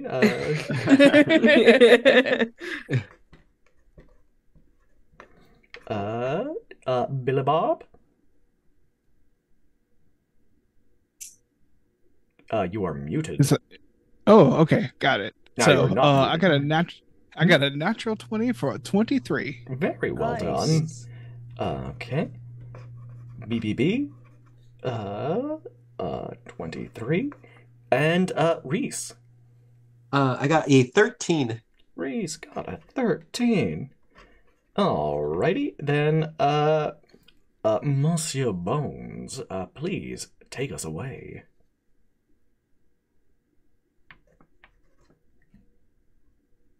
Is it Yeah, okay? you're good. It's working. All right, cool, awesome. Billy is going to pull the depressed longbow, and well, first as a bonus action, his whole form is going to turn skeletal as he takes on his form of dread, and he says, "Now this is incredibly impolite." And he's gonna pull the depressed longbow and shoot at one of the knights. Mm-hmm. Oh no, Billy's dead. That is a 17 to hit. All right. That does hit. But for some reason, you get the feeling the bow is trying to somehow shoot itself with the arrow. But no, you knock that arrow back and loose it. No reason to feel that way. You're doing just fine. Nobody gets me. All right. damage. That is 9 piercing damage, and it needs to make a wisdom saving throw or be frightened of me. Okay, it is immune to frighten. Well, okay. They are immune to these sort of psychological effects. I mean, that's fair. I mean, you try hurting their feelings. You might not. Okay. Isaac, Sir Isaac Newton. Sorry, was there anything else you'd like to do with your turn? No, that's my bonus action. In action, I'm done. Oh, So- okay. Then, yeah, Isaac Newton, take it away. Yeah. So I take it they're like right next to each other. Oh, right beside each other. Yeah. So if I was to say cast a certain spell that may or may not shatter things, which is a 10-foot radius sphere centered on a point that I can see, I would be able to get both of them, yes? Yes. Yes. Then I'm going to cast Shatter at them at 3rd level. So can they both make me a Constitution saving throw, please? I would love to. If they're made of inorganic materials, Mhm. they have disadvantage. So if they're made from, metal, because Mhm. they're clockwork, they have disadvantage on the saving throw. Oh, easy peasy. One of them rolls a 17 with disadvantage. The other one rolls a 12. Okay, so the one with a 17 passes, but the one with a 12 doesn't. Barry! And give me a minute to roll this damage.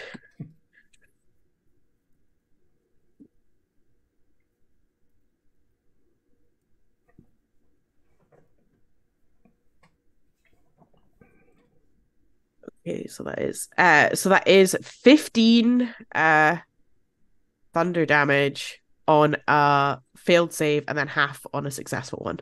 Okay. Then roll away.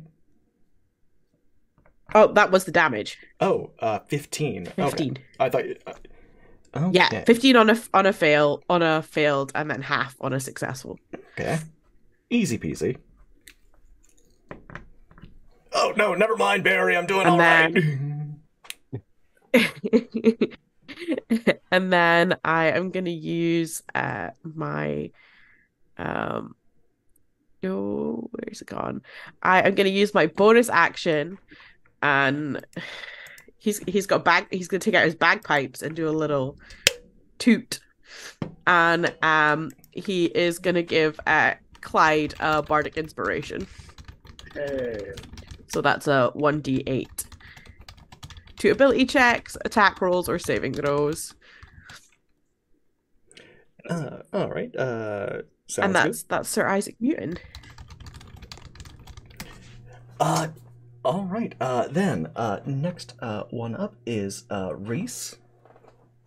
Okie doke. Yeah, so Reese will start off by raging, Mhm. oh, those giants, they kept calling me from the earth, but I'm from the ocean. Oh, could they get it? Anyway, it's so wrong. And then he is going to attack, but let me take my action to rage. There we go. And he will attack with his scimitar. And he's going to go ahead and attack these mechanical whatchamacallits. Yeah, by all means. Rage away. Yeah, here we go. And let's see. Okay, that's 10 plus 6, 16 to hit. 16 does hit. Nice. All right, let's do some damage. And that's 4 points of damage. Okay. Oh, and I'm sorry, there's also he gets to do the storm aura of the sea, so that is an additional 1d6. All right. By all means. Cool. So that is an additional 1, so that's a total of 5 points of damage. Yeah. Okay. Well done.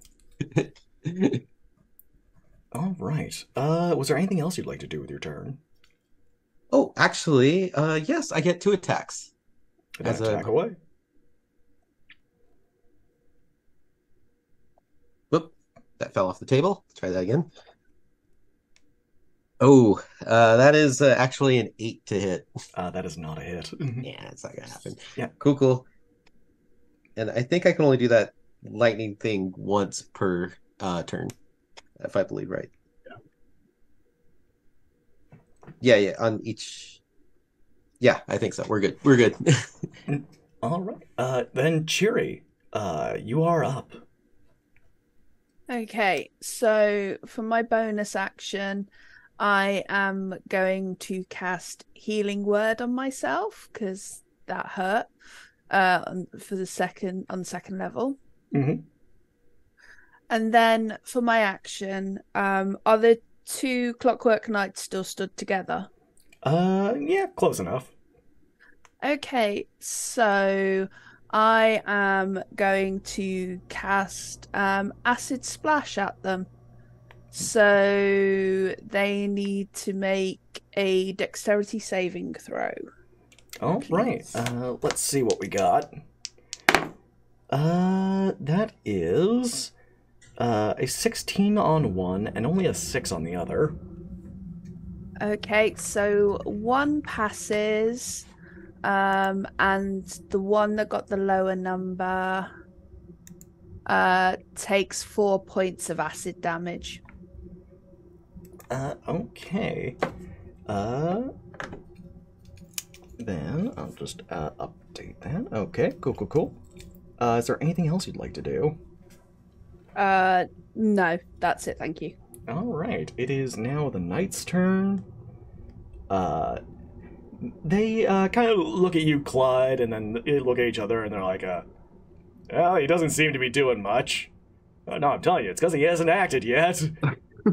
Yeah, let's attack these other people. Then we'll kick his butt. I'm gonna run away. Later, nerds, I'm on the lam. One will be going for Sir Isaac Newton. And one will be going for Cheery, respectfully. The first one is going to attack twice with its little clockwork longsword. I'm guessing a 3 does not hit. Does a 16? Oh, and me. Or yes, on you, Sir Isaac Newton. A 16 hits, yeah. Okay. Then that does... okay, not too bad. 9 points of slashing damage. And then on Cheery... Ooh, that is a 19 and a 23. Yep, they both hit. Okay, well, good news is this is only... Okay, that's 4, 7, 11 points of slashing damage. Okay, cool. All right. Mr. S-Scope. By all means, take it away. Great. So I walk back away from them as far as I can. And would there now that they've moved, are they within a 10-foot radius sphere still that wouldn't hit the people they're attacking? No. Great. Then I will look at these knights and just I am going to believe in my allies, and I'm going to cast Fairy Fire. And just kind of hit the knights. And it'll probably hit my friends that are near it too, but that'll be okay. They'll make the save for sure. And before I'm going to do that, I'm going to give Cherry Bardic Inspiration myself. Thank you. There we go. Just be like, Now, for you, a discount. And so I'll cast, yeah, it's a 20-foot cube. Fairy Fire DC Dex save DC 15. So probably the people squared up with the knights will also make that. Okay, let's see what happens. Well, that is a 14 and a 13 for the knights. Nice. Yeah, everybody gets advantage. I rolled an 18, 18. Oh, yeah. so I pass. 18. I think. I rolled a 14. Great. And then what did you roll on? Did you roll your Bardic Inspiration? No. You should, so you'll pass if you do. Yo. And you get temporary hit points if you do, so. Is it a D8? Yes. Okay. In that case, then let's roll that. Oh, I rolled an 8. Nice. You also get 12 temp hit points then. Thank you. And you pass the save. Together at last. And with those 12 hit points and that successful evasion, we are going back to Billy Bob Bones. Well, Billy is going to go back to his roots. He's going to put away the depressed bow. He seems like he's not having a good time fighting with this, so we're just going to put the bow back. Billy is going to pull out his rapier, and he is going to cast Green Flame Blade. Green flame. Hey. I recognize that reference. And he is going to run up on one of the knights and make an attack. All With right. advantage. Attack away with advantage, yeah. Sweet. That is an 18 to hit. 18. Okay. That is a hit. Okay. So, let me remember how Green Flame Blade works. All right, it's an extra D8.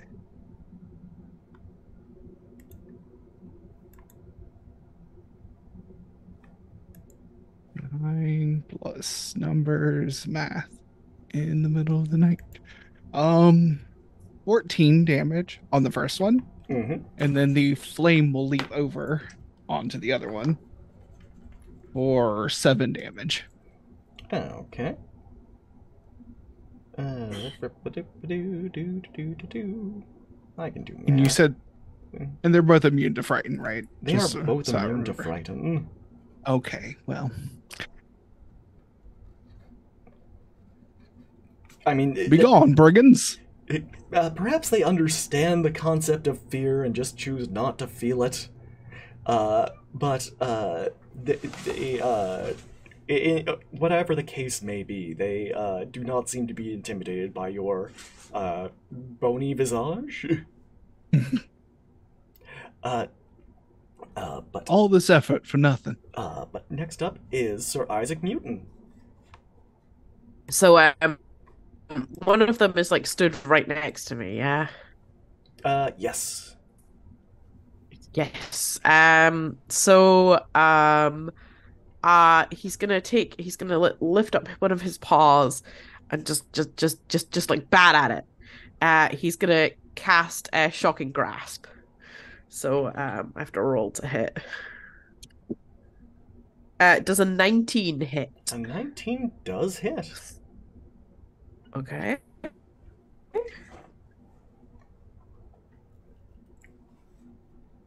So that is 7 lightning damage. Okay. It's still doing pretty good. All things considered. And yeah, that's all he's gonna do for this turn. Cool.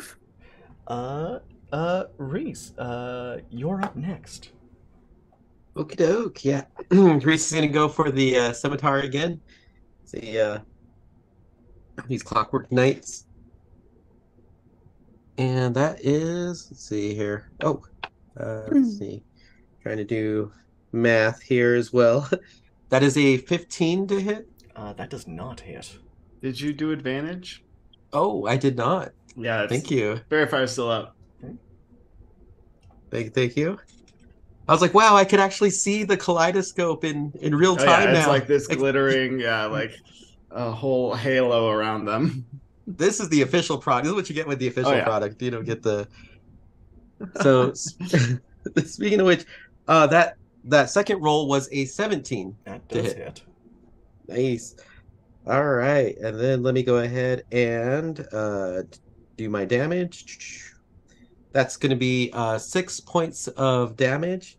And then I will go ahead and use my Storm Aura of the Sea to give it a little extra zap. Now, I do apologize. It was a Dex saving throw of DC 10 on them. And then if they save it, they get half damage. All right. Well, that's a natural 1. Ooh, so let's see what extra... Ooh, for an extra 3 points of damage for a total of 9 damage. Well done. All right. This Mechanical Knight is still up. Ooh. Well, I will have to attempt a second attack on this attack away. Knight. Oh, and it's a bonus action to use the Storm Aura Sea, so actually I could have used it twice. Okay, well... no, you only have the one bonus action, regardless of how many attacks you have. Cool. Now, do I get advantage on this roll, or was it just for the first attack? Cool. All attacks. Good, because that was a 2, so I'm glad I get advantage. Whoop. And, well, okay. So that would be a 9 to hit. Yeah, that's all right. just like... you're hacking away at it. It's the second set of attacks doesn't seem to find purchase as they are meeting and countering each attack. The glittering is just too beautiful. Yeah, it's distracting at this point. It's like, wow. Yeah, I don't want them destroyed at this point. They're just too beautiful with the fairy fire. You can always buy a twisting, sparkling, magical viewing tube and have that with you at all times. Like, I got one. Wait, buy it for a family and friends. It makes a great gift. You're so right. I think he's talking about twirling, tumbling perspective cylinders. No. They're much more popular. Ah! I think you can buy those or his at the gas station. What's wrong with that? Huh? Everybody needs to go to the gas station. But it is now Cheery's turn. So firstly, Cheery is gonna mutter under her breath, I wish everyone would stop hitting me. And she's gonna cast Shield of Faith. Mm-hmm. And then she is going to pull out her mace and attack the knight that's in front of her. By all means. If anything, I encourage this sort of violence.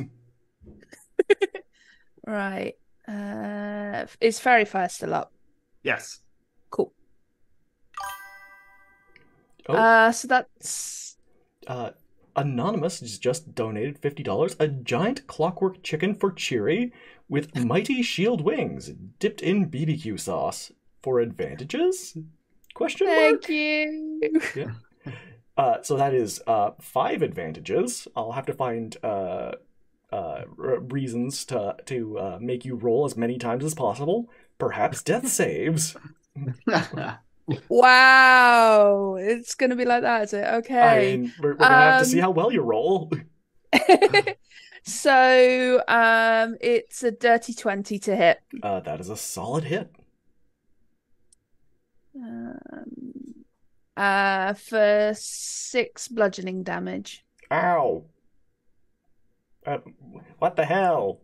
The robot, or the automaton, replies to that 6 bludgeoning damage. That was Cheery look. Go on. that was very rude. Cheery just looks at it and says, "Consider it a taste of your own medicine." We don't take medicine. If I could hit you again, I would. All right. It is now the automaton's turn. They will once more split their attention between Sir Isaac Newton. Actually, no, sorry. I guess Billy Bob has been the bigger threat than Sir Isaac Newton at this point. And then one on Cheery again, because you're just chirping this poor automaton who's just doing what he was programmed to do.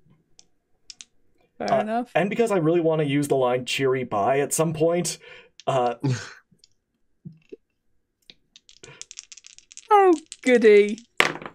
The good news is the most I rolled was a 17 question mark? Is that me, yeah? Against Cheery, yeah. Yeah, 17 hits. I'm gonna use silvery barbs on that attack, so they have to roll again. Oh, by all means. That is a 14. However, comma, it's also +3, so it is once more. All right. Well, then I'm gonna give Sir Isaac Newton an advantage for the future. And that is 8 slashing damage. Thanks. In total, Cheery. Yep. How is Cheery doing? 1 second, I shall tell you. Well, thanks to my temporary hit points, I'm still here. That's a good, that's a good sign. Because I heard, I think I want to say Brendan Lee Mulligan did this, or maybe it was someone else that I'm misattributing to. In terms of death saving throws, DM those to me, or message them to me in chat. Don't let anyone else know if you have rolled, say, a 1 and are 1 save away from death, or rolled a 20 and are back up on your feet. Until you're actually literally back up on your feet. And against Mia. Sorry, I heard that idea and I'm like, that is so evil. Okay, I rolled a 4 and a 5, so that's an 8 and a 7. You just hear the one automaton go, cheery bye, good one, Barry, as he swings his sword over your head, Isaac. Which brings us to Clyde, S. Scope. All right. Let's see. I am going to, we'll hit Cheery with a healing word. Thank you. It's going to be a 2nd level. Or not great. 7 points of healing. I'm 7 points further away from death, so that's cool. Thank you. Incredible. And then I am going to use up one of my 3rd level spell slots to be able to animate another object. And this one is, he just whips out, I think he dumps his bag out of the sparkling twisting magical viewing tubes and makes them into they look like a little man made out of tubes for his animated object.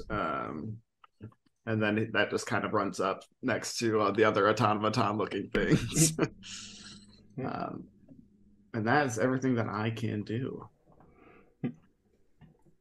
They look down and they're like, "Oh, it's cute. Oh, wait a minute, these aren't these aren't twirling, tumbling perspective cylinders. Kill it." My baby, no. That brings us back up to Billy Bob Bones. All right. Well, this is still happening. All right. Well, I'm just gonna try and stab one of them. Let's just do that. Well, actually, I'll cast. No, I'm just gonna stab. Yeah, stab away. That is a 21 to hit. That is a solid hit. Or I'm actually going to use my piercer feature to re-roll that die. Yeah, by all means. It was the same. Uh, So that is 8 piercing damage. Okay. What does it look like as you stab poor Barry through the thorax? Billy will say, "Now we could have just had a discussion," and he'll just run the sword through, and then just says, "And now here we are, and I've had to kill you, Barry. This was not your finest hour," and he'll just kick Barry off his sword. And as Barry collapses onto his legs, he goes, "Looks like I got the point." And just kind of collapses on the ground. Billy is going to then turn his head to the other one in action surge and says, "You're next, friend," and go ahead and try and stab him. That is significantly worse. Or it's Fairy Fire still Yeah, up. we still have Fairy Fire, Yeah. so yeah. Sweet. That is much better. That is a non-natural 20 All right, that's a hit. for 12 piercing damage. All right. Barry, too, also perishes upon your sword. And as he does, it looks like, he just says, looks like I got the point as well. Yours was better, Barry. And he just crumples into your arms. So dramatic.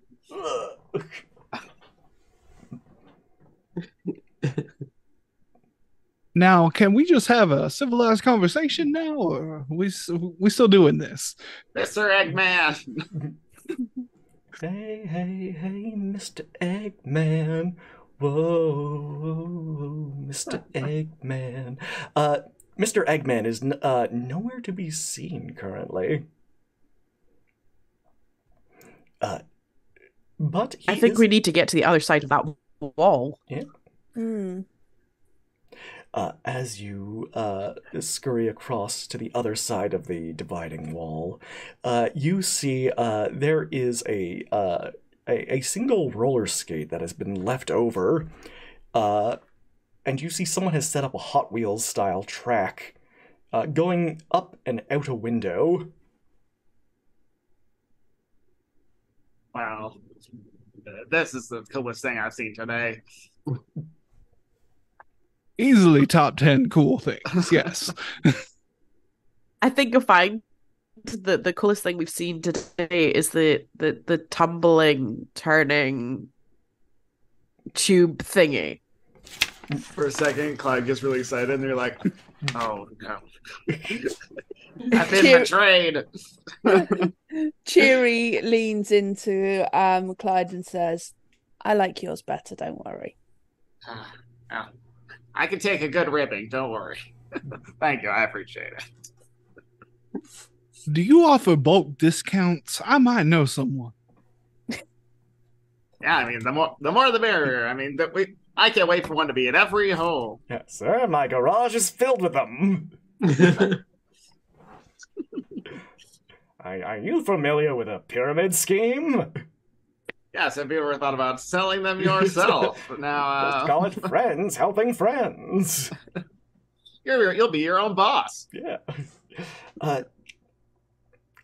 As you kind of look at the track, look at the roller skate, and then maybe to each other, the thought crosses your head, maybe that's the last we've seen of this this bad egg. But then you see probably something that causes more cause for consternation. On the other side of this dividing wall is a gilded cage, and below it is a small label that just says contents 1 golden goose. And the door to the little cage has been left open. And there is not but a single golden feather inside.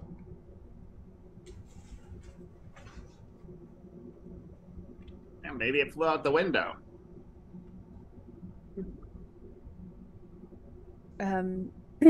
Cheery looks around and says, "Where has that horrible goose got to now?"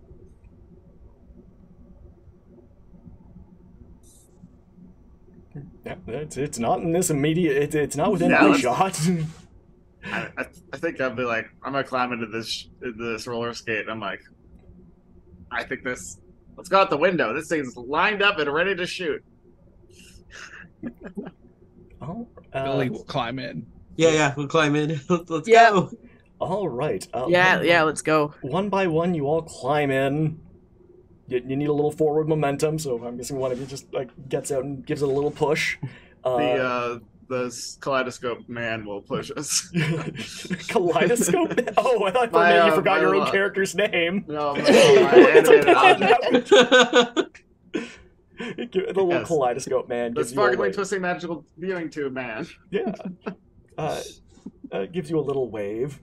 And as the roller skate, it goes down a steep drop and then out the window.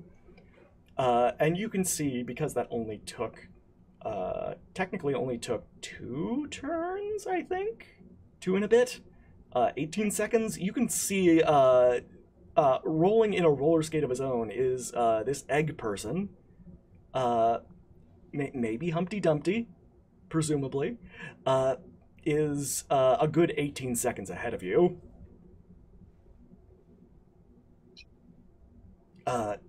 And you're seem to be going at a pretty even pace behind each other, until it gets to a beanstalk, at which point the Hot Wheels track kind of starts spiraling down it, and you can see kind of tied up in the front of a little roller skate ahead of you, in this egg person's skate, is the goose.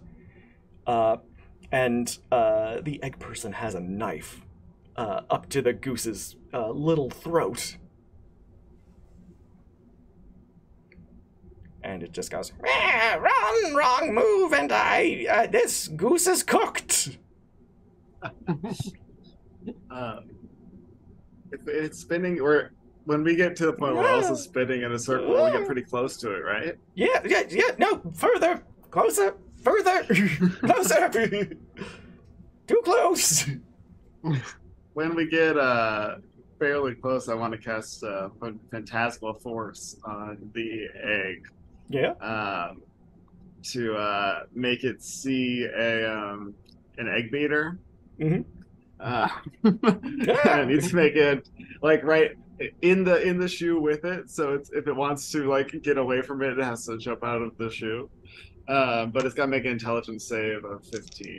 Okay. Well, my non-bean dice have been rolling pretty hot, so let's see if this trend continues. 8. Holy shit! Get me out of here! And he's going to jump from the skate he's in, and... Okay, that's better. You're redeeming yourself. Dice that came with the D&D 5 edition starter set. With a 16, jumps into your skate. Oh no!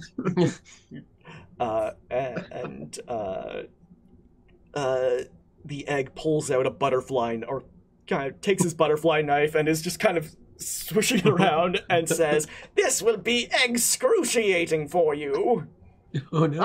When I'm done with you, there's going to be shell to pay." Oh gosh, I'm getting kind of motion sickness. But he is going to kind of jump onto you, Clyde, with the knife out. And we'll just remain in the initiative order we're in. William Robert, you had just gone, so we'll go to... I'm just screaming. Sir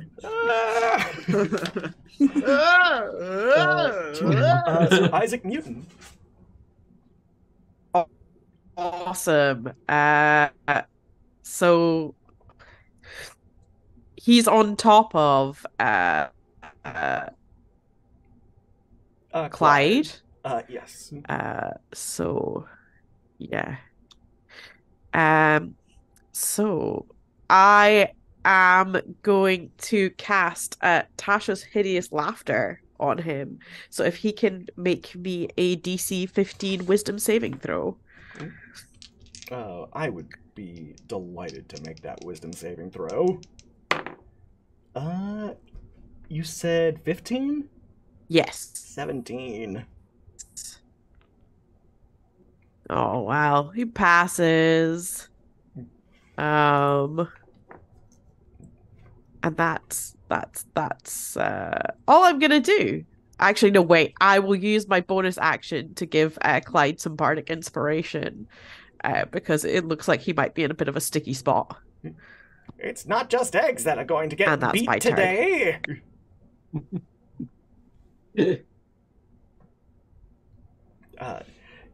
Then Reese, you are up.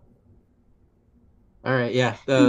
Reese will definitely run up and maneuver on the skate and it's like get off of him. Like he's an entrepreneur. And then, The Reese will backbone of take- society. Yeah, exactly. Like you don't know the genius you're attacking with that knife. Get off him! If he doesn't create the jobs, who will? And so yeah, Reese is gonna take his scimitar and try to and we'll rage again to start off with. Again, like unhand him. Mhm. He's the future of our society. And let's see here. Take a swing with the scimitar. Yeah, swing away. Whoop. Let's see. And that would be a 12. A 12 does not hit. It does not get through this thick shell. Like, oh. All right, I'm going to go ahead and take my second attack. And that is, well, let's see. And that's a 14. A 14 is still not enough. This is not just a regular shell. This is a shell made of pure gold. Which, as Minecraft has taught me, is remarkably durable. It's right up there with diamonds. Like, oh, it's reverberating off of the shell, like what? And then yeah, so partially defeated, Reese will just zap him, just point and zap him with the Stormbora. Like, okay, I got something for you. Hopefully. And that is a DC 10 dex saving throw. All right, I'm gonna give him disadvantage because he's currently grappling over a knife with Clyde. Come on, just let me stab him a little bit. Please don't. Well, that is a natural 1. Ooh. Okay, and that is also a oh wait, I rolled the wrong die here. Let me that was not a D6.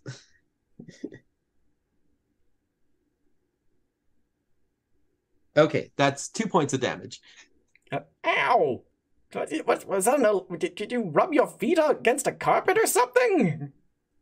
I'm like, indeed I did. Okay, Reese, it is now Cheery's turn. Cheery, there is a maniacal egg with a knife, trying to shank one of your friends. Cheery pulls out her mace and tries to smash the egg. Alright, smash away. 19 to hit. A 19 is a hit. Beautiful. 4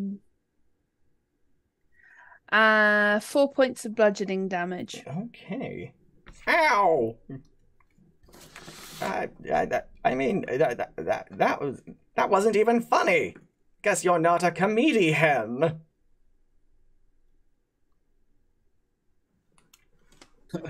Cheery just looks at him. Really? That the best you got? Okay. It won't matter how bad my jokes are once I murder you all. I'll just tell people my jokes were hilarious. When we finish you, the yoke will be on you, not us. See, that was pretty good. I'm going to That was take pretty credit good. for it.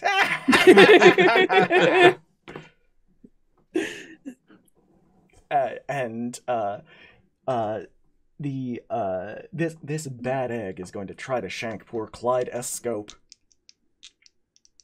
First attack.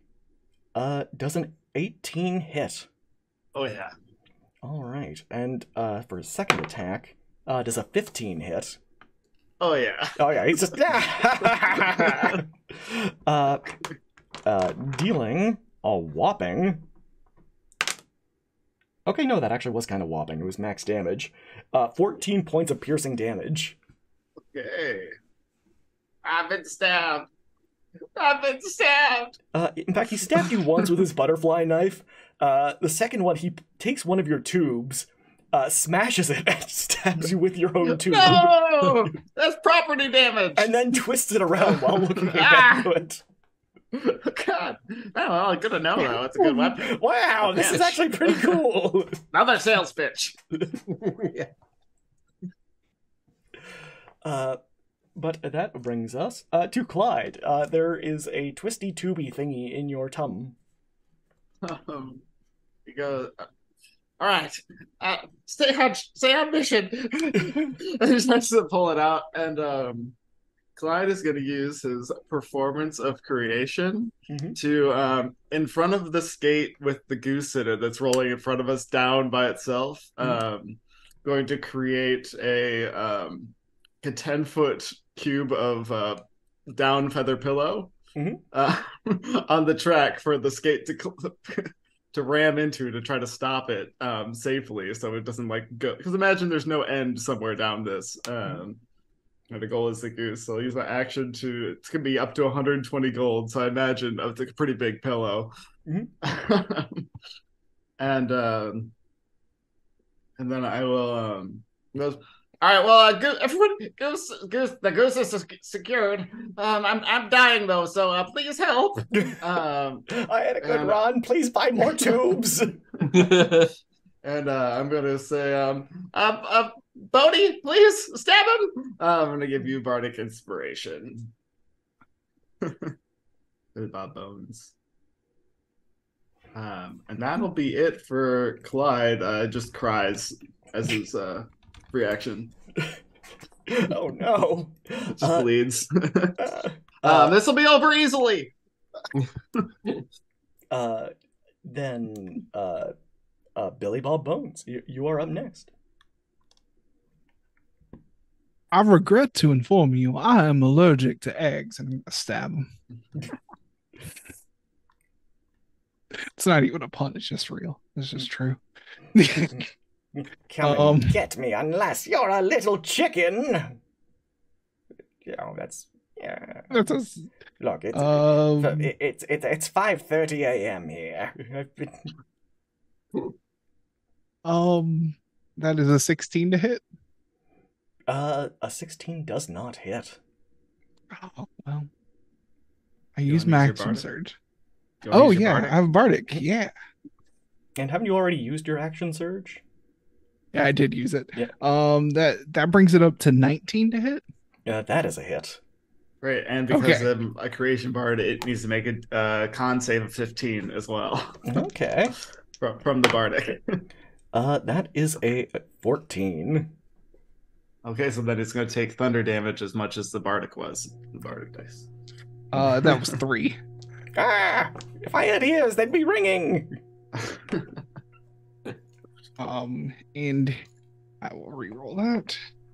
That's better. That is 9 piercing damage, and he needs to make a wisdom saving throw. All right, I can do that. I can do that easily. I cannot do that. Well, maybe I can do that. Is a 15 good enough? 15 is good enough. Oh, He's not afraid of me. You're not such a bad guy, Billy Bob Bones. I try to be a good person, unlike you. I try to be a good person. I don't spit on people as I pass them on the street. Now, I really want you to sit and think about like what leads a good person to hold a knife to someone's neck. Well, he's trying to steal my goose. Says as he's like stabbing Clyde. You're a stolen goose. It's my goose now. And I guess I will bonus action hex this guy. So Oh, I should have done that first, but whatever. Nat 20 just donated $15. I assume for a Table of Chaos roll. Yeah, let's do it. What's the worst that could happen? Roll me a D percentile, if you would, so please. I can do it. 92. Ooh. Okay. Here we go. Okay, for the next minute, you're encircled by a wall of strong wind, 10 foot in radius, which, blocks smoke, fog, arrows, other projectiles, and everyone within this cube needs to make a... Sorry. Just all of us, yeah. Yeah, how long does Featherfall last? Let me double check because I can't remember off the top of my head. Could this be the first Mercy Road? Not that long. No, a minute. So no, definitely not. Okay. Then Trying to donate to charity. this is what donating to charity will get you. It's for the kids. It's for the kids. I mean, you are It's a encircled. TPK for the kids. Considering you are encircled in the wall of strong wind, I will say that at very least Clyde S. Scope is okay. You're welcome. But with a natural 1, the egg goes flying off. He leaves the knife Dex- and the tube embedded in. I thought I took this out. Dex saving throw, yeah. Yes, please. He's gonna have a cracking time. Hey. 16. Okay. 16. Billy Bob. What deck save? If you would be so kind. A natural 20 for a 23. Well done. Sir Isaac Newton. 17. 17. And Reese. A 13. Okay. Hey Clyde, y'all got any more of them bardic inspirations left? I have one more, yes. I mean, I'm not gonna tell you how to play your character. I was also gonna say if I see anybody like go, I can cast Featherfall again. So I will. You see Reese go. Yeah. I Reese. very quickly cast Featherfall on Reese. Yep. Reese, you very gently start floating to the ground. And as the rest of you enjoy a twirly ride all the way down to the bottom of this beanstalk, after you are done retching, you see the goose has already landed. It is honking and chasing around passers-by and waving its wings. And you see the carriage with the logo of the Council of Mysterious Benefactors kind of stop by. The door opens.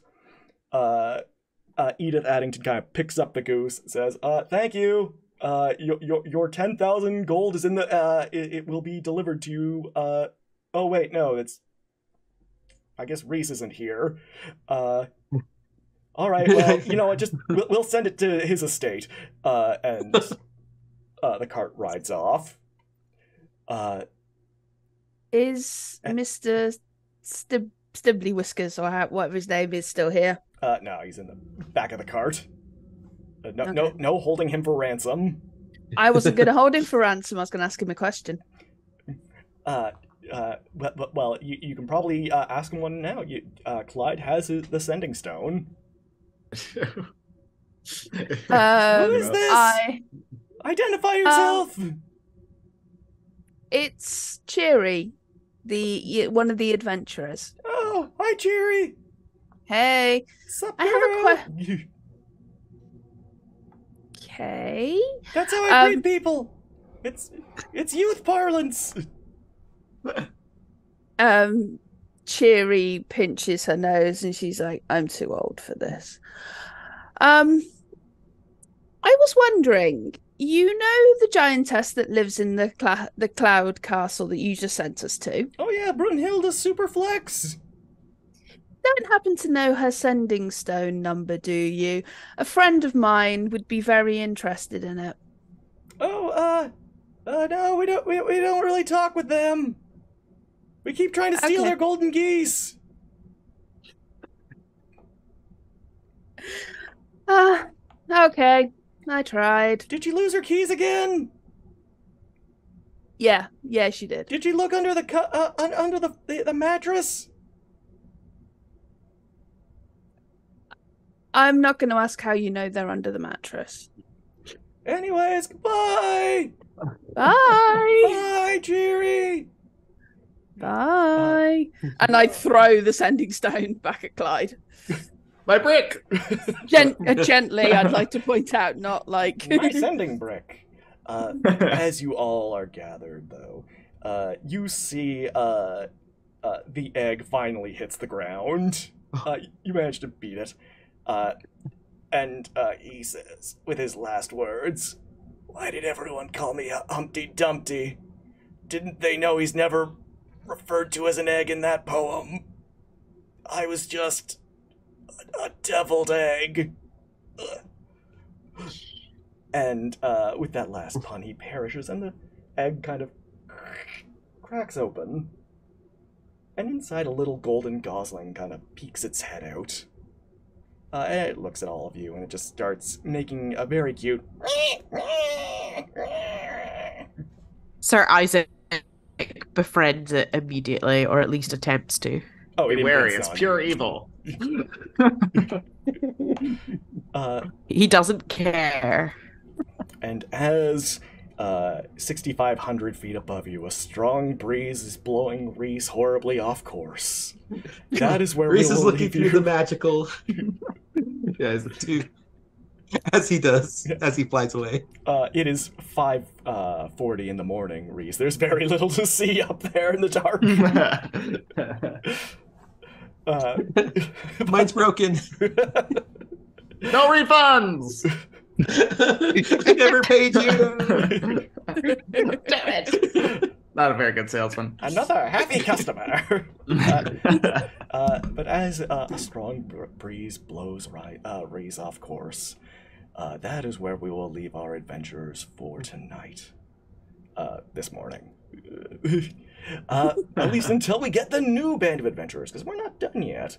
We still got another 2 whole games left of fun, of adventure, of intrigue, of romance. Who knows? I don't. But before we say our goodbyes, why don't we go around the table and get everyone to say who they are and where we can find them. And we'll start with our good friend, Archangelic. Hey everybody, I'm Archangelic. I'm super tired now. I can only imagine how Sauce is doing. You've been doing good though. You can find me on Twitter, Twitch, and YouTube as Archangelic. I stream a D&D game most Sundays, called The Era of the Dragons at 7:30 p.m. Pacific on my Twitch channel. Got more things coming down the pipe, so if you want to hang out with us and find out, feel free. Cool. Ninja Nurse. Hi, I'm Ninja Nurse. You can find me on Twitter, and also in the Tartan Moose Discord. And because I have nothing to plug, I just want to say, Sauce, you're doing an amazing job. Oh, Fuff. No, you. This is the only voice I can speak in for the next 20 minutes. Sir Isaac Newton, aka Peeps. Who are you? Where can we find you? Hello, I'm Peoplers. I am Scottish variety streamer and VTuber occasionally. You can find me on twitch.tv/peeplers or over on the Twitter as cannibal_horsey. Yeah, that's about it. Cool. Daniel Twenyel, who are you? Where can we find You you? know, oh, I'm Danny. I'm DannyNat20 on the internet. Hopefully soon we'll start streaming again. You can find me at Only Dan's D&D. That's a The good only name. stream made by Dan's, for Dan's, and everybody else. Just for Dan's. But besides that, yeah, find me on the internet. Wow. And rounding out this coterie is Jeffrey Spider Squid. Yeah, so yeah, you could see me on Twitter and also on the Tartan Moose Discord. Nothing else to plug, but yeah, awesome job. Thank you so much. No, you. Uno reverse. All right, but don't go nowhere. We got another game full of fun and mystery as we raise money for Child's Play charity. So don't go nowhere. Everyone, wave! Wave! I'm gonna press the be right back. Oh no, we're still here, so don't go nowhere and don't say anything